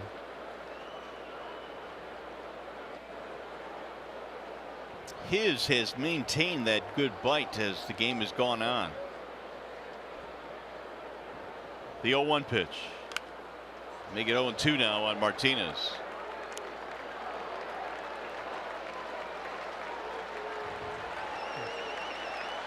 The Tribe, Tigers first and third. Not even holding Miggy on. Just daring him to try Gomes. We talked earlier in the game about how accurate he is and how quick he is. It would not be advisable. Yeah, it wouldn't be a good matchup.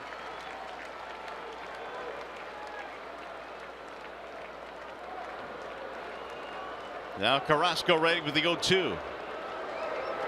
Swing and a miss. He struck him out. And Carrasco has fanned 10, and he limits the damage here in the 6th.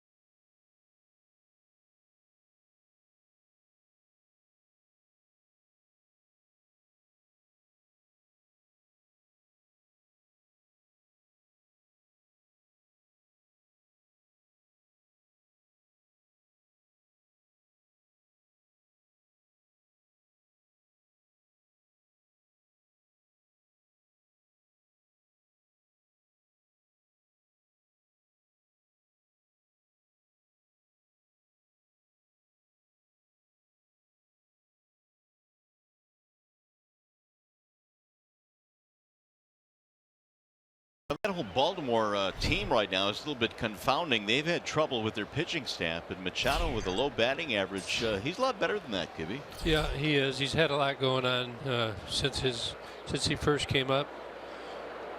He's confronted a couple of things.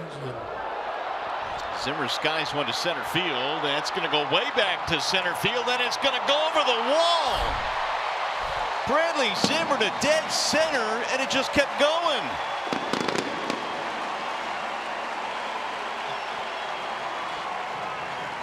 Holy cats. Right over the 400 marker, and it flew out of here. Zimmer's 5th of the year.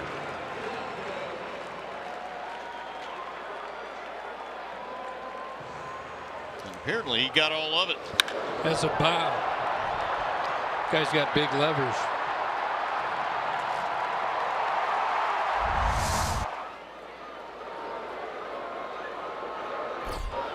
So a run back for Cleveland. They lead 6-2. The lead back to 4 now for the Indians. Seen Zimmer do a little bit of everything this year against the Tigers. Great defensive play, showing off some power there. Yan Gomes the batter. Ball outside.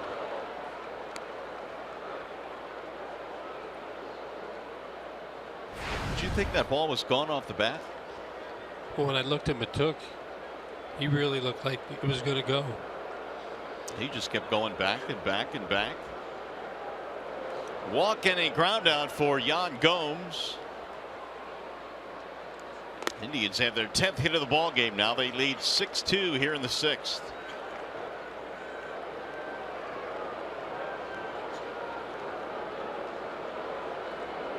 Gomes really hadn't done all that well at home this year. Just 159 in the home ballpark.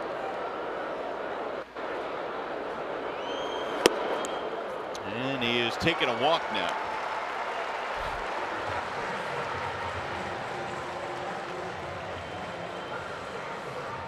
Well, international soccer is coming to Comerica Park. Don't miss AS Roma and Paris Saint-Germain as they face off on July the 19th. Tickets are on sale now at internationalchampionscup.com. Enjoy some soccer at Comerica Park. Top of the order now, Kipnis comes in. First run allowed by Bell in this game. He took over for Zimmerman back in the 4th. Kipnis on base 3 times, 2 doubles and a walk.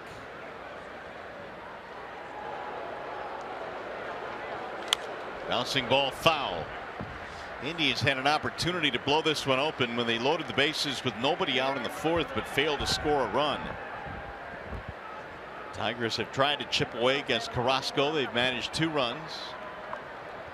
Alex Wilson is now up. I say everybody's in play. Got to hold them. They got 1 run. You cannot afford any more this inning. The 0-1.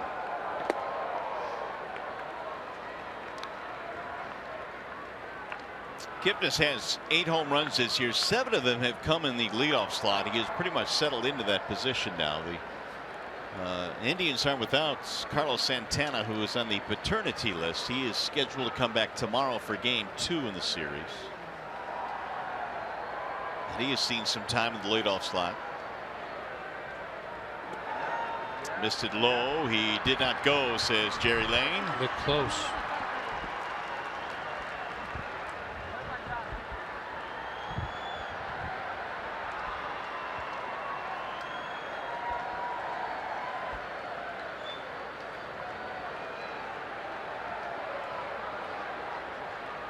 Ten hits now for the Indians, 8 for the Tigers. The 2-1. 2-2 on Kipnis. Final 3 games for the Tigers headed to the All-Star break. They will open up the second half at home against Toronto, and Brad said before the game today that they're probably going to push Fulmer back, so it'll be Verlander and then Fulmer for the first 2 out of the All-Star break. Yeah, everybody gets the 4-day break. It used to be 3. You always have a workout on the last day, so it was like a 2-day vacation. Little chopper foul. And those two are going tomorrow and Sunday, respectively, Verlander and Fulmer. At the Sunday game, Fulmer, Kluber. Fulmer, very good. He's a tough guy to hook up against. Fulmer, for sure, I don't think he'll pitch in the All-Star game, will he? No, they pretty much shut that down. And Kluber will not pitch as well. And so guys that throw on Sunday typically don't throw in the All-Star game. Kershaw's pitching on Sunday. He won't pitch. Now the count has gone full on Kipnis, 3-2. The home run by Bradley Zimmer to dead center field has made it 6-2 Cleveland.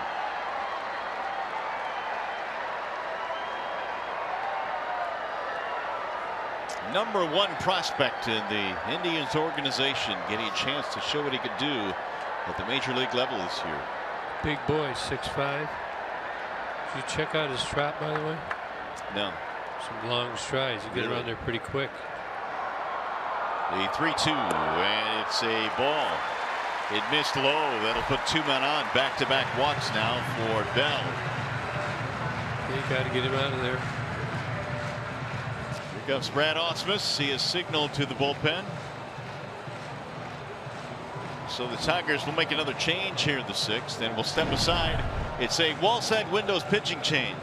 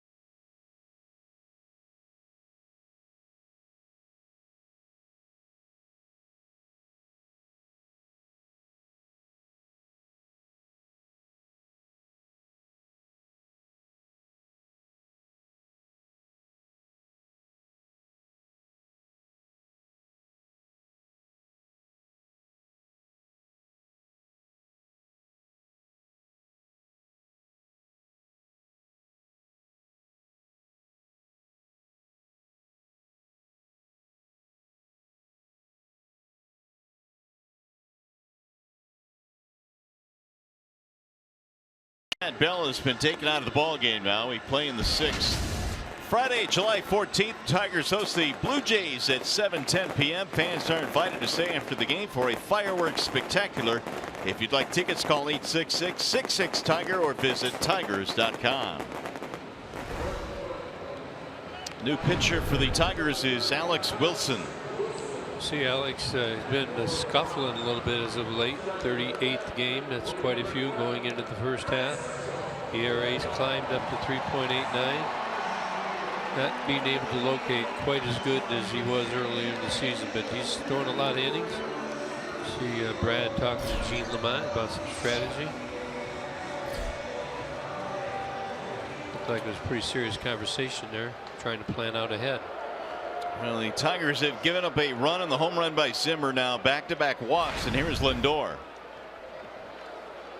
Came up at a big spot with the bases loaded, nobody out in the 4th. Hit into a force. We just talked earlier about this happened in the 4th. You were just saying we got out of it, the double play, but you don't want to keep messing with Lindor, Brantley, and Encarnacion. Odds start to stack against you. 3 out of 9 tonight for Cleveland with men in scoring position.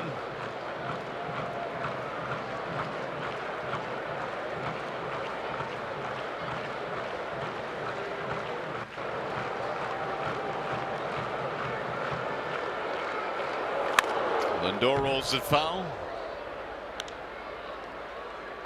Alex Wilson kind of came up, developed this little cutter. Does have a slider. They're working on a breaking ball. After a while, if you don't have like the electric stuff, they start to catch up to you. You got to make changes in your sequences, the way you use pitches. Tigers play Cleveland quite a bit, 19 times a year. They are up top 5-4 in games, in the first 9 games. Drill to right field. That's going to get down and roll to the corner. 1 run scores, maybe 2. Kipnis rounding third. They're going to send him home. Lindor is on his way to third. He dives in with a triple. A 2-run triple for Lindor. And the 2 Wonks come around to score.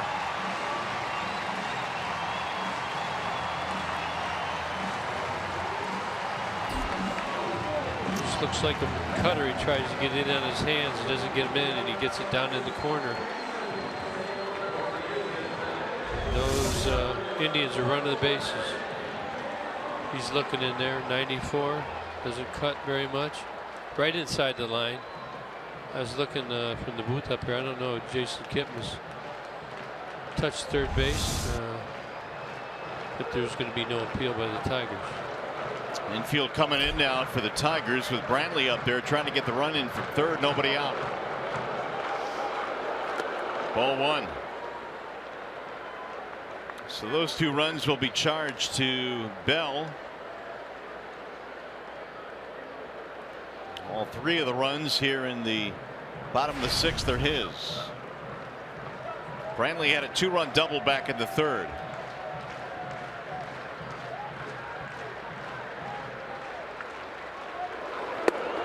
Outside 2-0.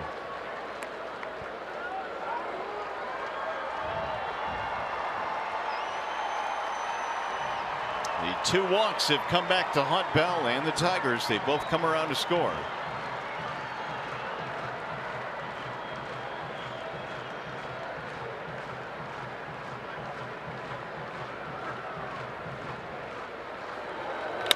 Back up the middle into center, base hit. Against the drawn-in infield, another run will score. Lindor is in, and it's 9-2 Cleveland. Lindor gets the triple, and now Brantley, who we got earlier. This is just a good approach. He knows he's got the infield in. He's not trying to put, look, just right up the middle. It's good execution, playing the odds. And the Indians have played it another now lead 9-2. The Indians scored only 2 runs total in their first 2 games in the San Diego series. They responded with 11 runs last night. They put up 9 more tonight. Here's Encarnacion. Way outside. It'll go to the backstop, and the runner moves up. Wild pitch. And things are unraveling here in the 6th. Yeah, they are. Wheels are coming off. Got to find a way to get back on task. Can't concede.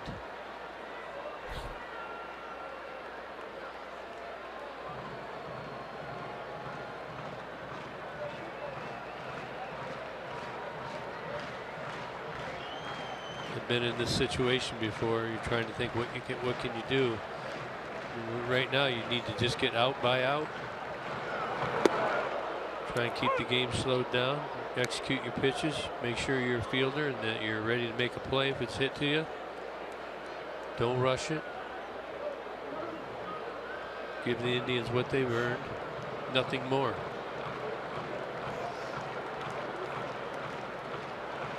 Encarnacion is 0 for 3 in this game.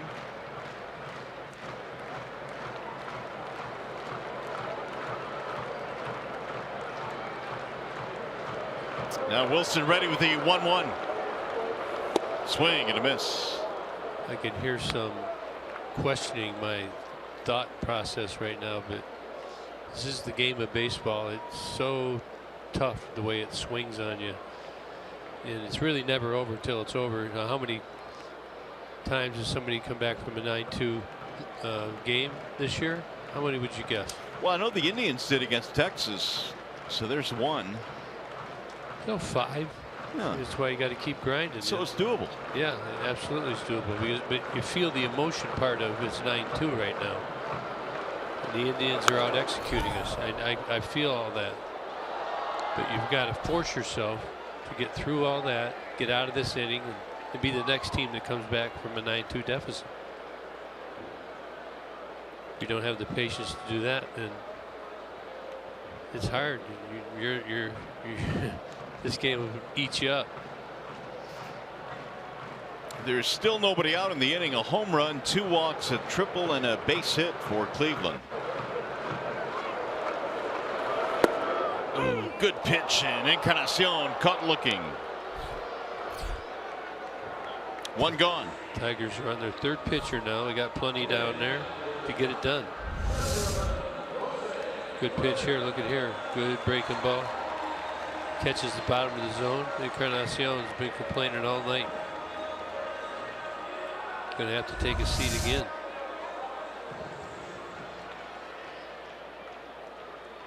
He is 0 for 4 tonight. That'll bring up Jose Ramirez, a single and 3 at bats plus an RBI. I feel like I got a little attitude right now. It'll bounce in. This is the 4th straight inning with 20 or more pitches by a Tiger starter. Or pitcher, I should say. The Tigers have thrown over 100 pitches in 3 1/3.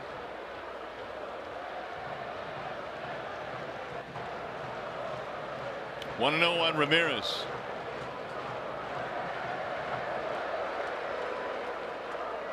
Swing and a miss. 1 ball, 1 strike.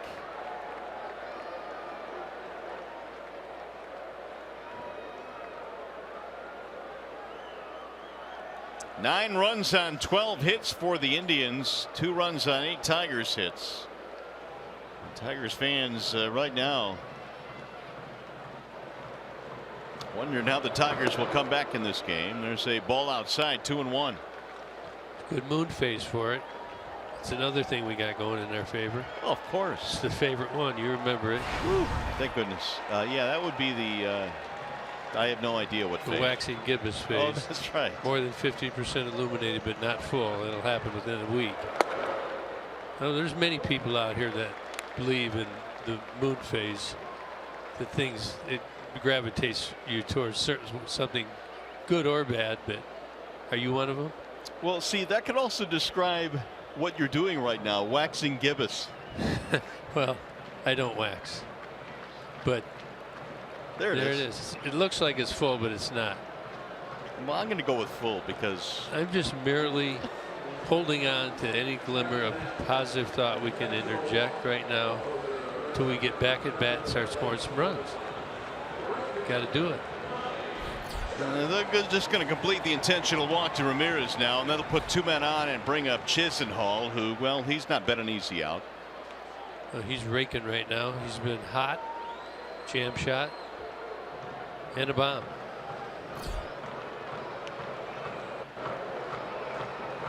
Two on, 1 out, and a ball outside.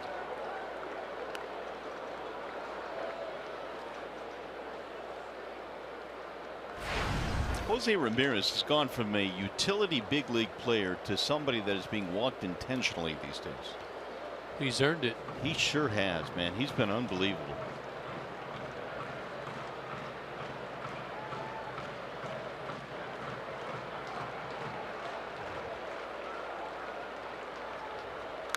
Fouled straight back. I like that pitch in there in the hands on Chisenhall. He did get a hit on one of those, but you see kind of a long swing right there. Don't see those hands staying in tight like we should on Mickey.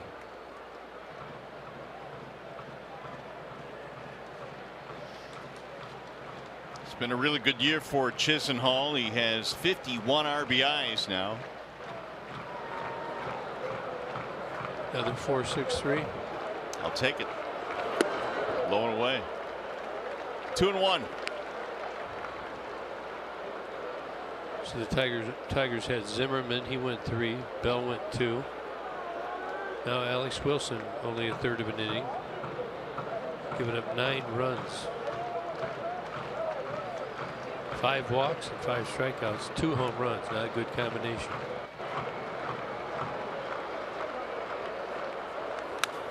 Foul back.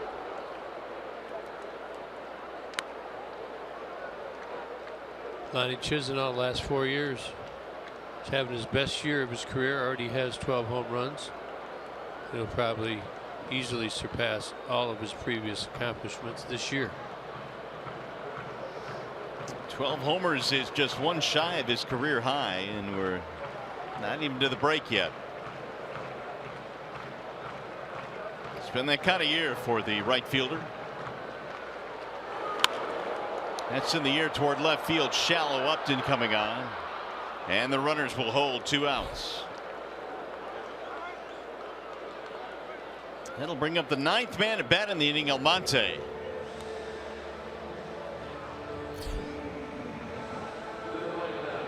Indians sent 8 men to the plate in the 3rd, now 9 men here in the 6th. Almonte had a single line to the shortstop Iglesias and struck out his last at bat.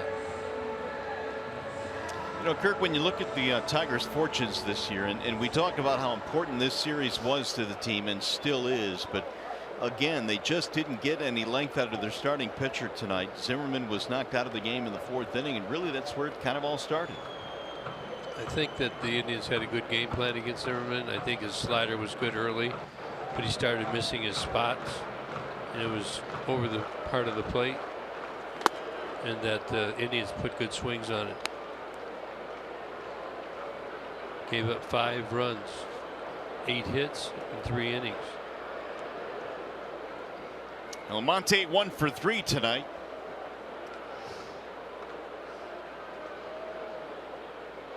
Kipnis and Lindor have been a big part of their success here this evening. They lead 9-2. Ground ball, first base side, foul. They foul off a lot of pitches as well. So they're really working the Tiger pitchers and the fielders.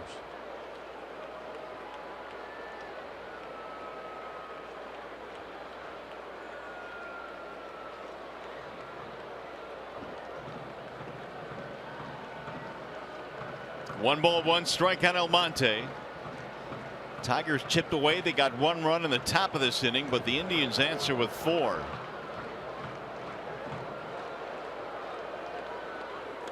Inside.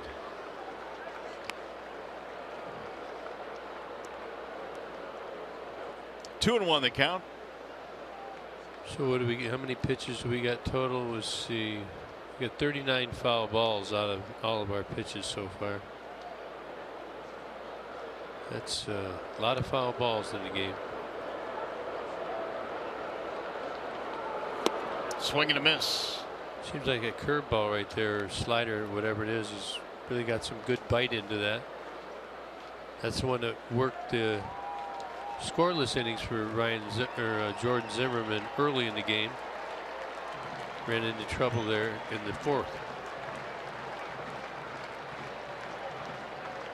Now Wilson 1 strike away from ending this long 6th. And Almonte shoots a ground ball up the middle. Iglesias will go to first, and that'll end the inning. But it's a big inning for Cleveland. They score 4 more times. We go to the 7th.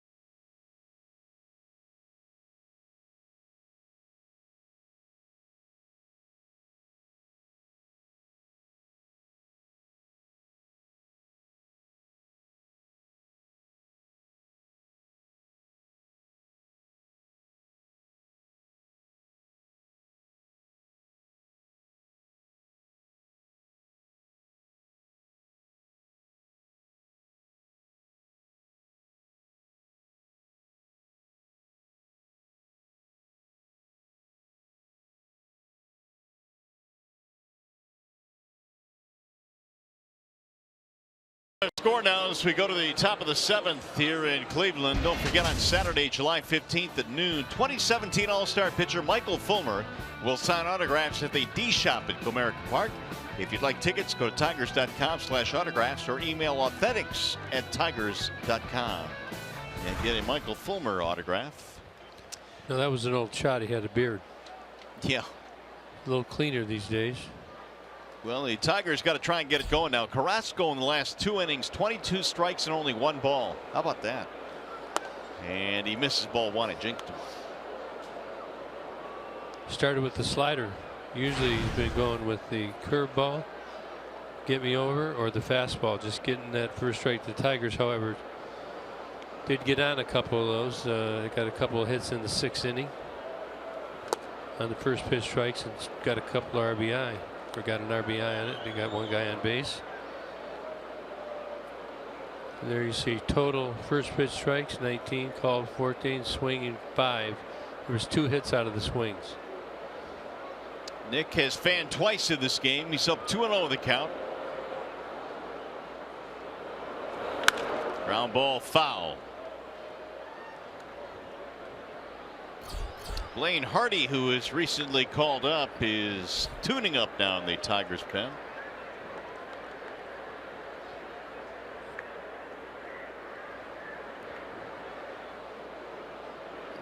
A couple of big innings for the Indians tonight. 5 in the 3rd and 4 in the 6th.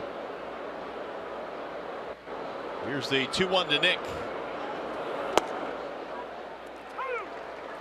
Borderline 2-2. Yeah, it's a nasty pitch, right? That's a good pitch. Carrasco has done a heck of a job all night in location of his pitches. There's a lot of action on him, a lot of deception on him. This is money right there. It's right where he wants to throw it, and he's done it all game. Swing and a miss. He struck him out for the 3rd time tonight. And that is 11 strikeouts for Carrasco. Yep, he got him on a curveball his first at bat. 2 sliders the last 2 at bats. Here's Mikey Matuk.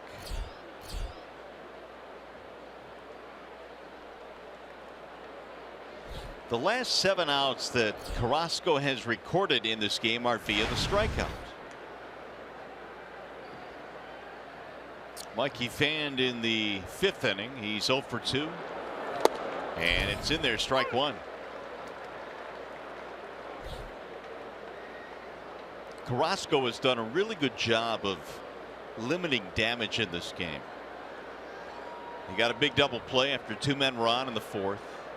Tigers got a bunch of hits in the 6th, but only 1 run, and there's a solid base hit to left. He had 2 singles in the 6th. Strikeout, single, strikeout, strikeout.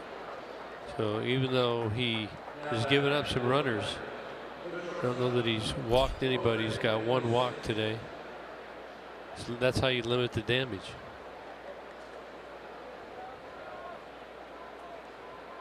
Iglesias a double and a strikeout.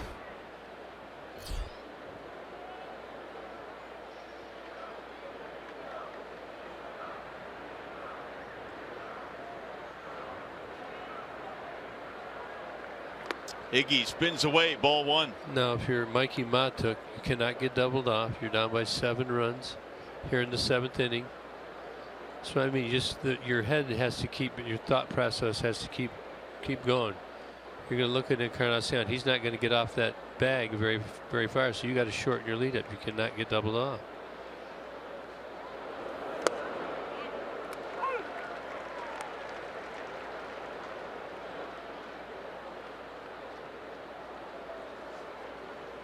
Pretty good that Matuk is on. Iglesias likes to shoot that 3-4 hole right over there between first and second base.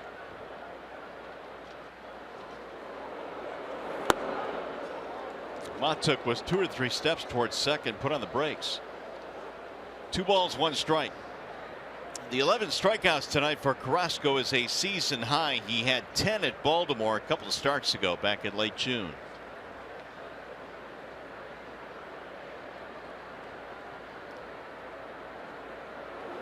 2-1 is low, 3 balls and 1 strike.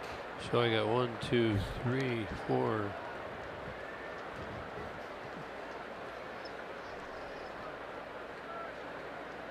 7, 8. I believe 9 of them are on the breaking ball or the slider. It's a good one.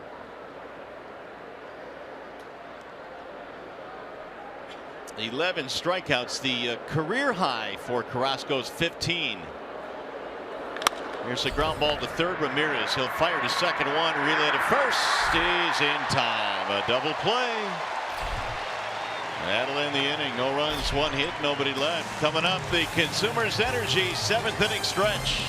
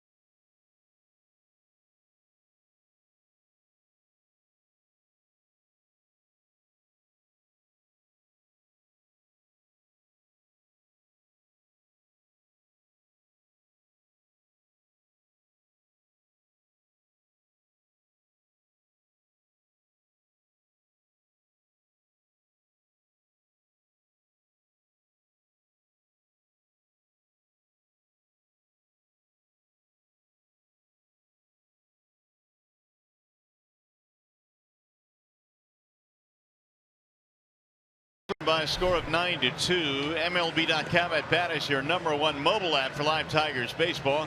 Stay connected with a fully customizable experience. Get Tigers home screen icons, app features, as well as game day live game video highlights, radio broadcast, statcast, news, and more. Download MLB.com at bat today. Have ourselves a wall-side windows pitching change. It'll be Blaine Hardy. Well, Blaine back up from AAA. He started the season with the Tigers, went down to AAA. Now he's back. This will be his 21st game of the season. ERA at 4.15. 5 walks and 13 strikeouts. Got to get these guys, hold them down, no more runs. Make a good first pitch as Bradley Zimmer, the hitter, hit a first pitch fastball out of the park straightaway center field his last at bat. Zimmer, then Gomes, then Kipnis against the left-hander. There's a strike called. The home run in his last at bat for Zimmer was his first career off a left-handed pitcher. It was off Chad Bell, and it traveled 423 feet. He'll roll this one to first base where Romine has taken over for Cabrera, and the quick throw not in time.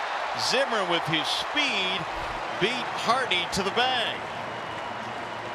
And that was a routine play. Well, Zimmer runs pretty good down the bases, #1, and Andrew Romine maybe delayed just a little bit. Blaine Hardy's not there. Just slows up. I mean, he's trying to get over there pretty quick.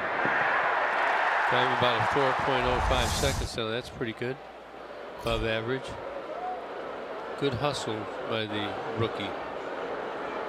There is Yan Gomes.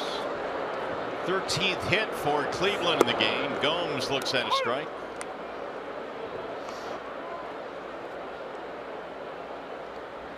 Third stint with the Tigers for Blaine Hardy. 2.57 ERA down at AAA Toledo.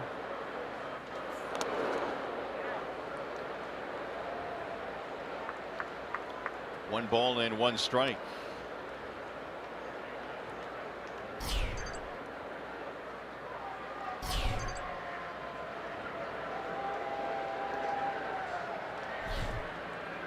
Gomes, a couple of walks and a run scored.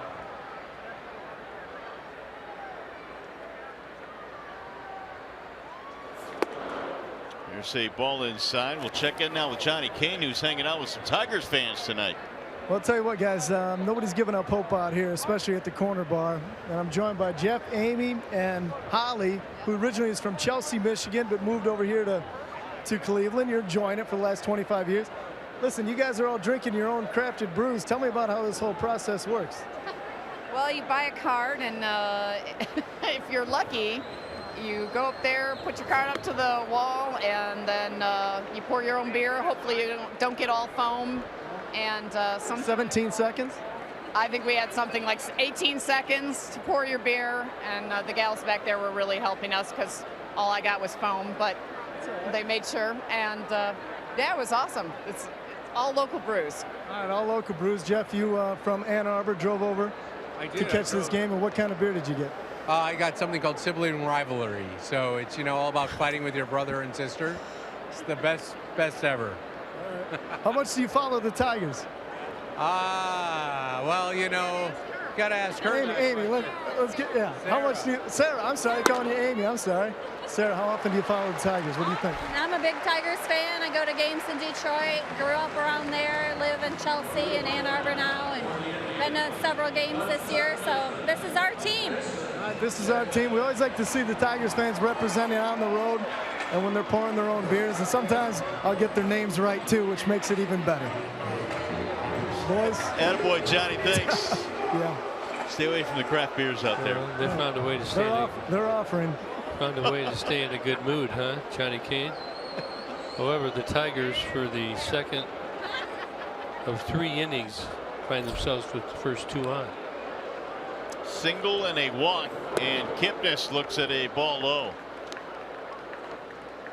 So more trouble brewing for the Tigers here in the 7th, already down 9-2 in this game. Well, what a day for Kipnis. 2 walks, 2 doubles, 2 runs scored. Checked it low. 2-0.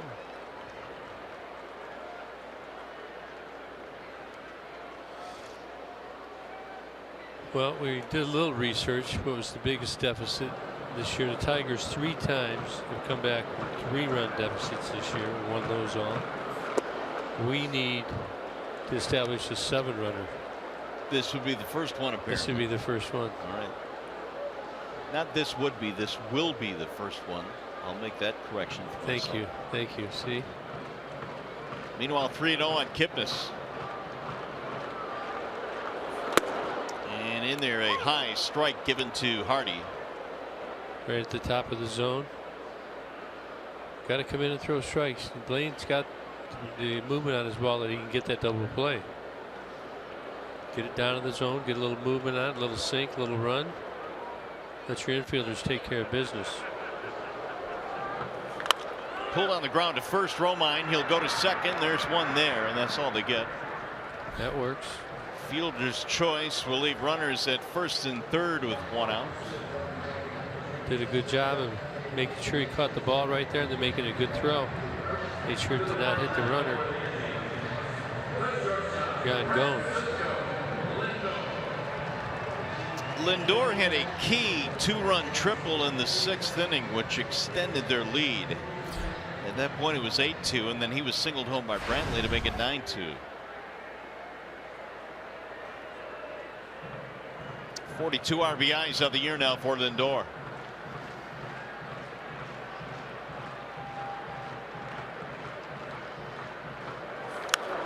Fouled away, 0-1.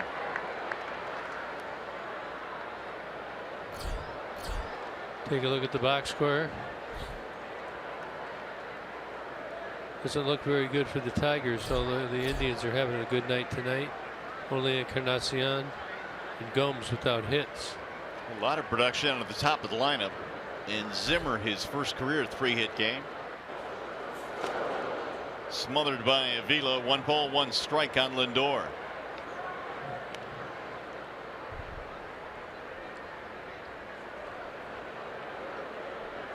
Indians have done all of their scoring in 2 innings tonight. A 5-run 3rd and a 4-run 6th inning. Hardy replacing Wilson. There's a drive to left field. Ball is hit well. Upton turns around. Got a bang off the wall. Another run scores. Kipnis will go to 3rd. It's a long RBI single for Francisco Lindor. And that is his 3rd RBI of the night. Yeah, this not quality pitches behind in the count. Lindor really sat back on this pitch. Right down the heart of the plate. That's going to be trouble any way you look at it. We were talking about Lindor, the youngster, and Ramirez earlier in the game, and these guys are showing why the Indians are excited about these youngsters. Rich Doobie is out. The Tigers are about to throw their 160th pitch of the evening. Nobody up. They're going to have Hardy. He's got to go out there. He's got to find a way out of it. Zach McAllister, meanwhile, warming up for the Indians.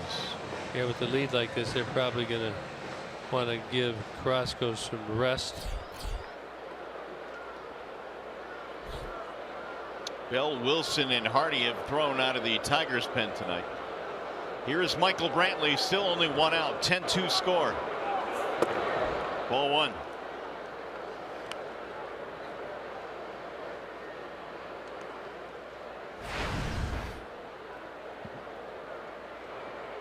Two-run double got them on the board back in the 3rd.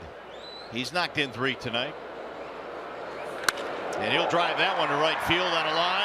JD sprawling, and he made the catch. He's coming home. Runner will tag, throw to the plate, the slide, and he is safe.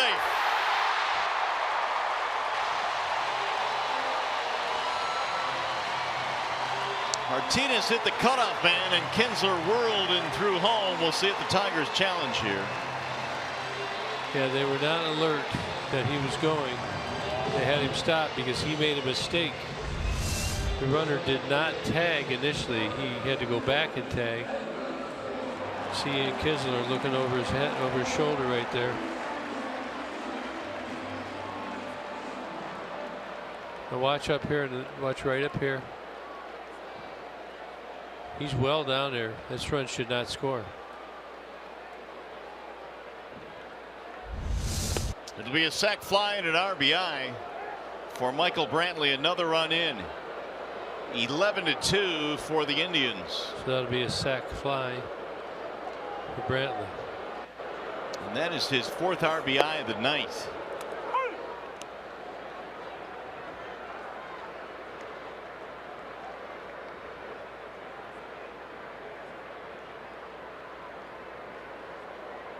Kipnis scoring from 3rd.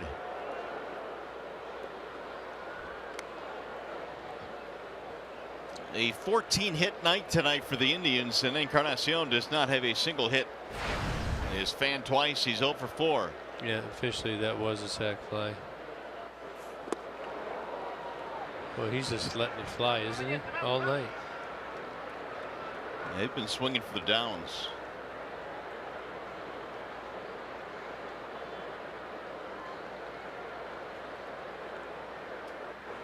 Here's the 2-2.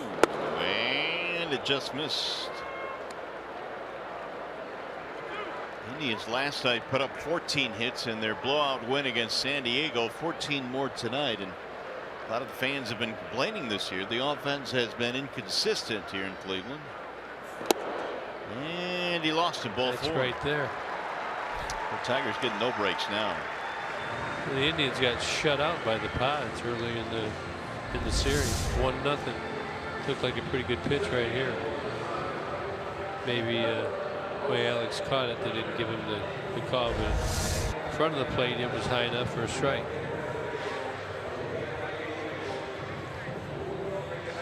Frustrating night for Miguel Cabrera and the Tigers. Miggy out of the game now. Did have an RBI.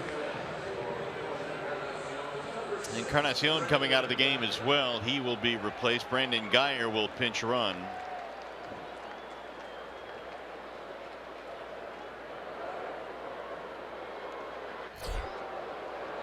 Here is Jose Ramirez.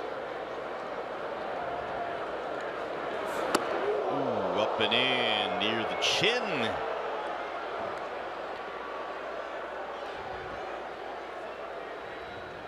Well, he's behind in the count again, trying to make that looked like it just slipped out of his hand. Tigers had a little bit of this going on in the last series in Detroit. Who got hit? McCann got drilled, didn't he? He did. They got somebody else, and one got away from Zim and never really went any further than that. Message was sent, and everybody respected it, and it never got out of hand. Strike called. 1-2 now on Ramirez.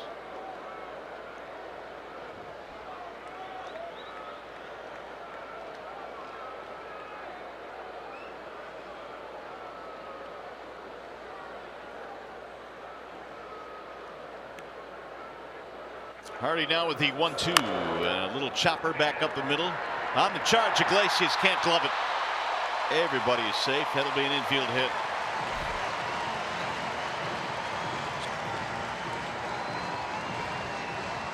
Tell you what, this Ramirez kid, he's got a lot going on.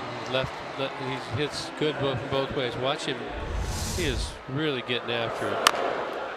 Puts his head down. He is going. He is digging.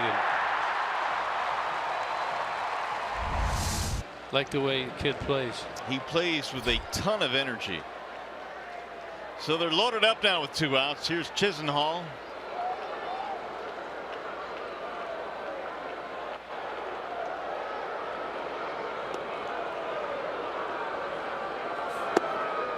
Ball 1.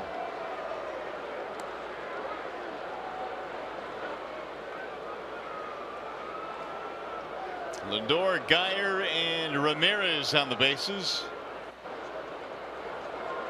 15 hits now for Cleveland. Way outside. 2 balls and no strikes, and no place to put Chisenhall.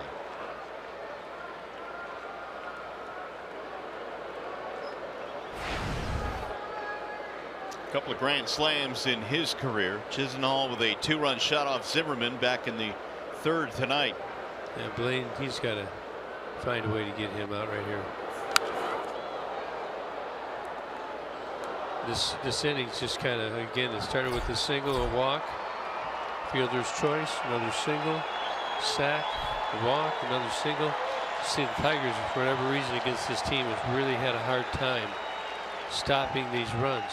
Yeah, and for 3 of these innings that it started with the 8 and 9 hitters. And that's ball 3 outside. A lot of balls, down counts. But like somebody needs to walk in there from a position. And obviously the game's, he's trying to get the outs, but it seems like it's just kind of quick. Drilled toward left field. Upton is on the move, still going back to the wall to make the catch. That'll end the inning. A couple of more runs now for the Indians. They extend their lead, and Tigers baseball tonight presented by Bell Tire.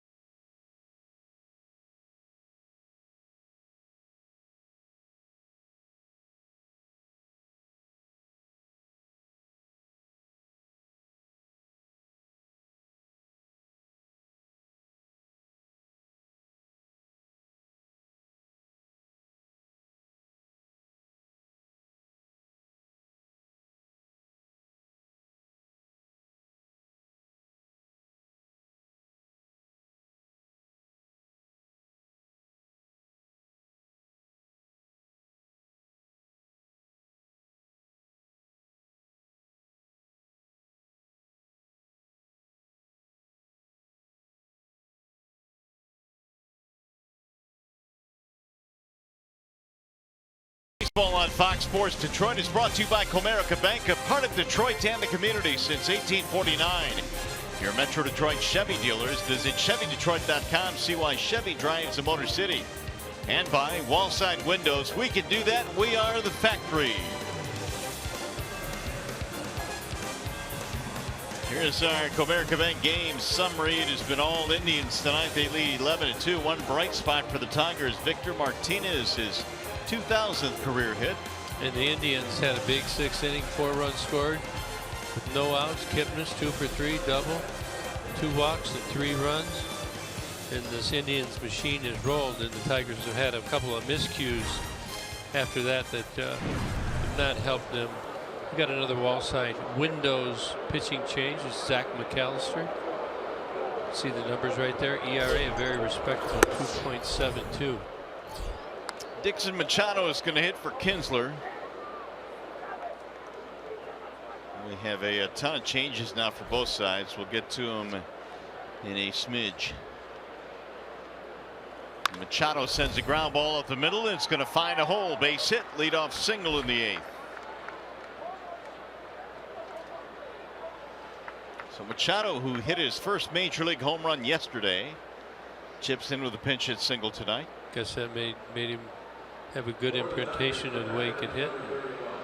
His 2nd hit in a row. That'll bring up Alex Avila, who has gotten 2 singles tonight plus a run scored. He's caught a lot of pitches tonight. A lot of squatting down. Be interesting to see if he's in the game tomorrow. Alex sends a ground ball to first. Backhanded play there. Throw to second one. Relay to first is a double play. Tigers have bounced into 2 of those tonight. Chisenhall took over at first base and made a nice play to start that backhanded twin killing.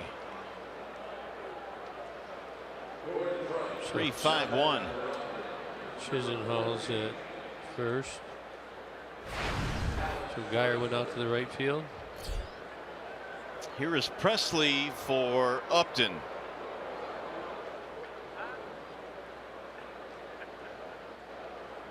They're emptying the benches now.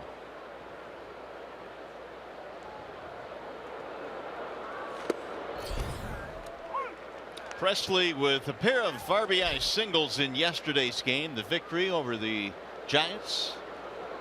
He's on base 3 times.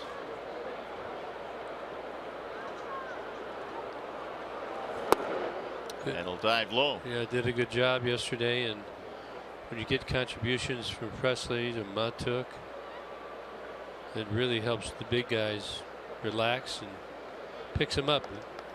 This offense never really has clicked all year for any period of time. To be fair, has not lived up to expectations. Lindor is going to throw him out to end the inning. No runs, 1 hit, nobody left. On our way to the bottom of the 8th.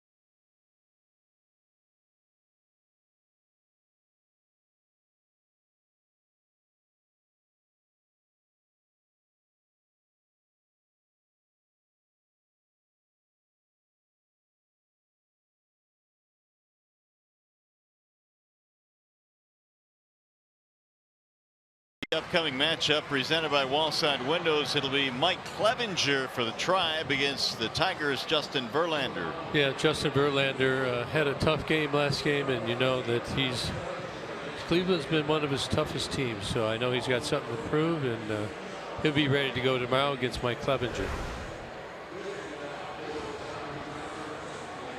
The Tigers taking it on the chin so far here tonight, and now Daniel Stumpf coming out of the bullpen to pitch. Yeah, pitched in the second also versus Cleveland. Had an inning pitch, no runs, a couple of strikeouts. Last 5 innings, 3.38 ERA, so he's been throwing the ball pretty decent. This is his 16th game for the Tigers this year. Monte leads it off for the Indians, and he will look at ball 1. Abraham in this game has a single and 4 at bats.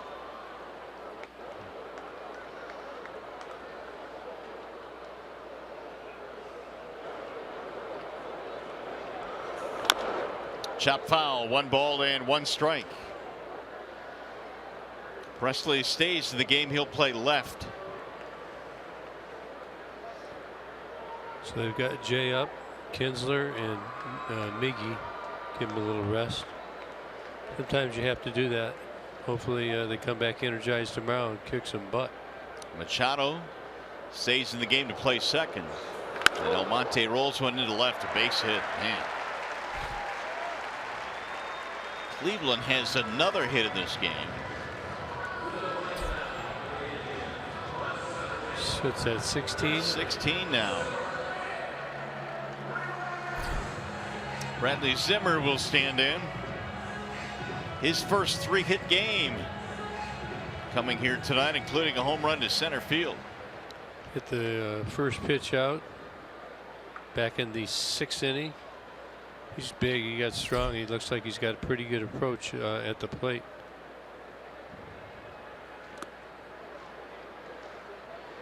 Threw that one right by him. Attaboy. Tigers bullpen tonight is gone with Bell, also Alex Wilson, Hardy, and now Stumpf.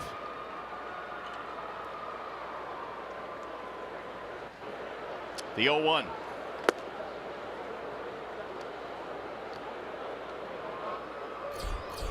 Just off the plate right there. Armstrong warming up, so the Indians are going to try and just manage their bullpen. There's going to be guys that need some work down there, and they'll get them an inning ideally, have them all ready for tomorrow. Trying to manage the bullpen for the whole weekend right now, both teams. 3 for 4 tonight with the dinger. 286 on the year.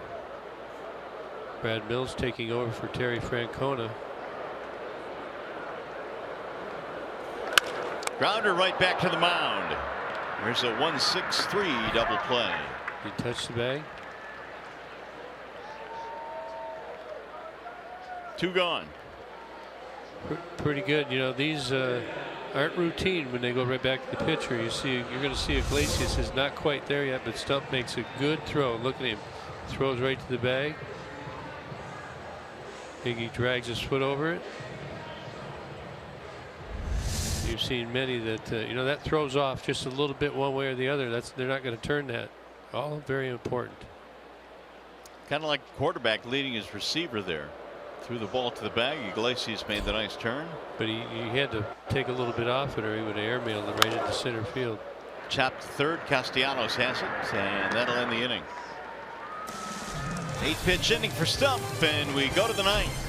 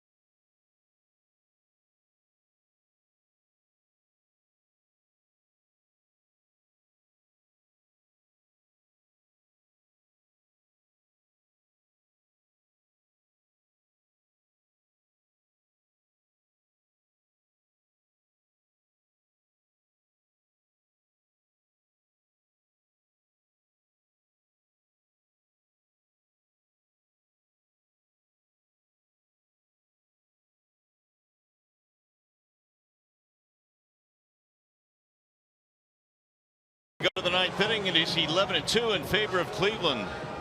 And let's take a look. Here's the 1-800 call Sam call the game. Alex Avila, 2 more hits tonight, 2 for 4. Continues to have a rapid season this year, and he's all the way up to what, about 306 now.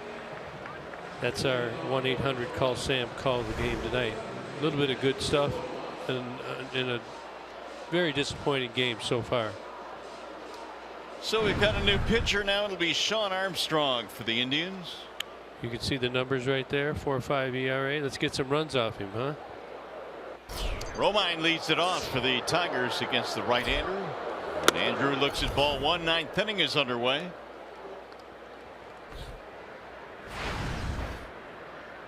So we need 10 to win. Better get cracking. So you would you give me all your points tonight? Sure, because I have -3. Oh, well, but I'm assuming your guy's going to do something really good. Oh, okay, that's true. I get everybody's points. You can get everybody's points. Would everybody agree to that? If we score 10 runs here. Miraculous comeback. Slow roller towards short. Lindor with a running scoop. Quick throw is in time.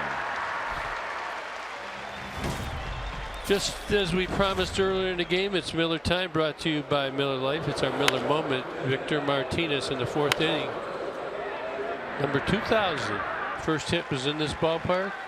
2,000th hit was in this ballpark. I wonder if he's got both balls. I'm sure he does not. You don't think about saving the baseballs at your first hit of the game back then, but good job, Victor. Job well done. Here's J.D. Martinez. It's in the air down the first base line. Chisenhall, foul ground, 2 gone. Tigers on to their final out.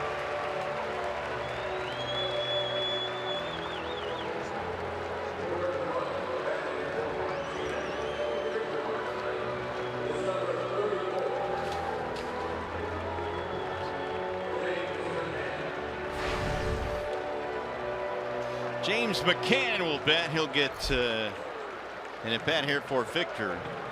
Yeah, he's probably going to play tomorrow, would be my guess. Give him an at bat. He's not played as much as he thought he would this year. They're still very talented and a good part of the Tigers' future. Fouled straight back.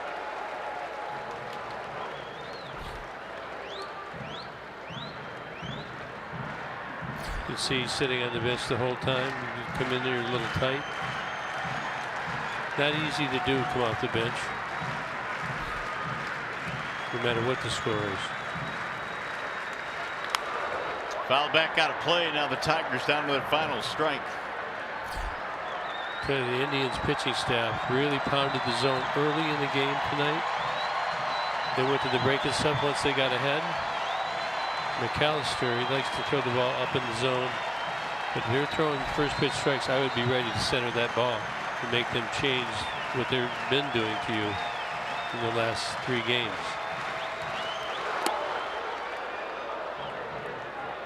1-2 now on McCann.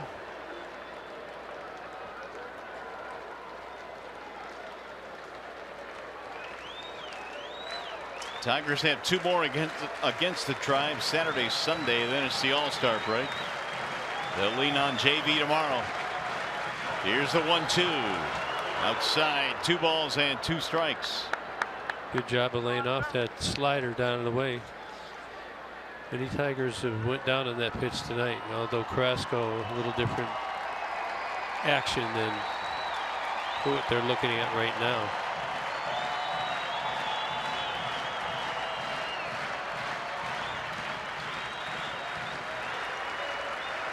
Here's the 2-2. Ground ball to third base on the charge there. Ramirez dropped it, and McCann is safe at first. There's your break. Going to give an error in that probably.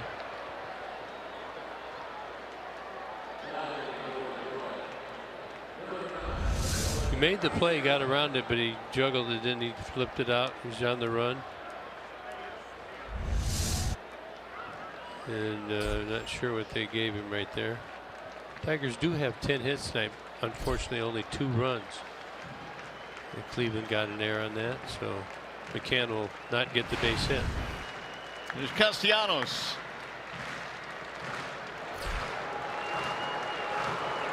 Nicholas skies one in the air to center field. Should do it. Zimmer is under it, and he'll make the catch.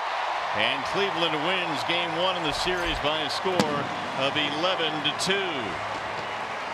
Well, I'll tell you what, Mario, this is a disappointing game, and we talked about the importance of it coming in today. Game got away from them, and again, the same goes for tomorrow. You got to bring it. Don't get discouraged. Win the next 2, and you have some momentum going into the final game. And right now we'll send to the Call Sam Studios. Matt Shepard, Craig Monroe standing by with Tigers Live postgame.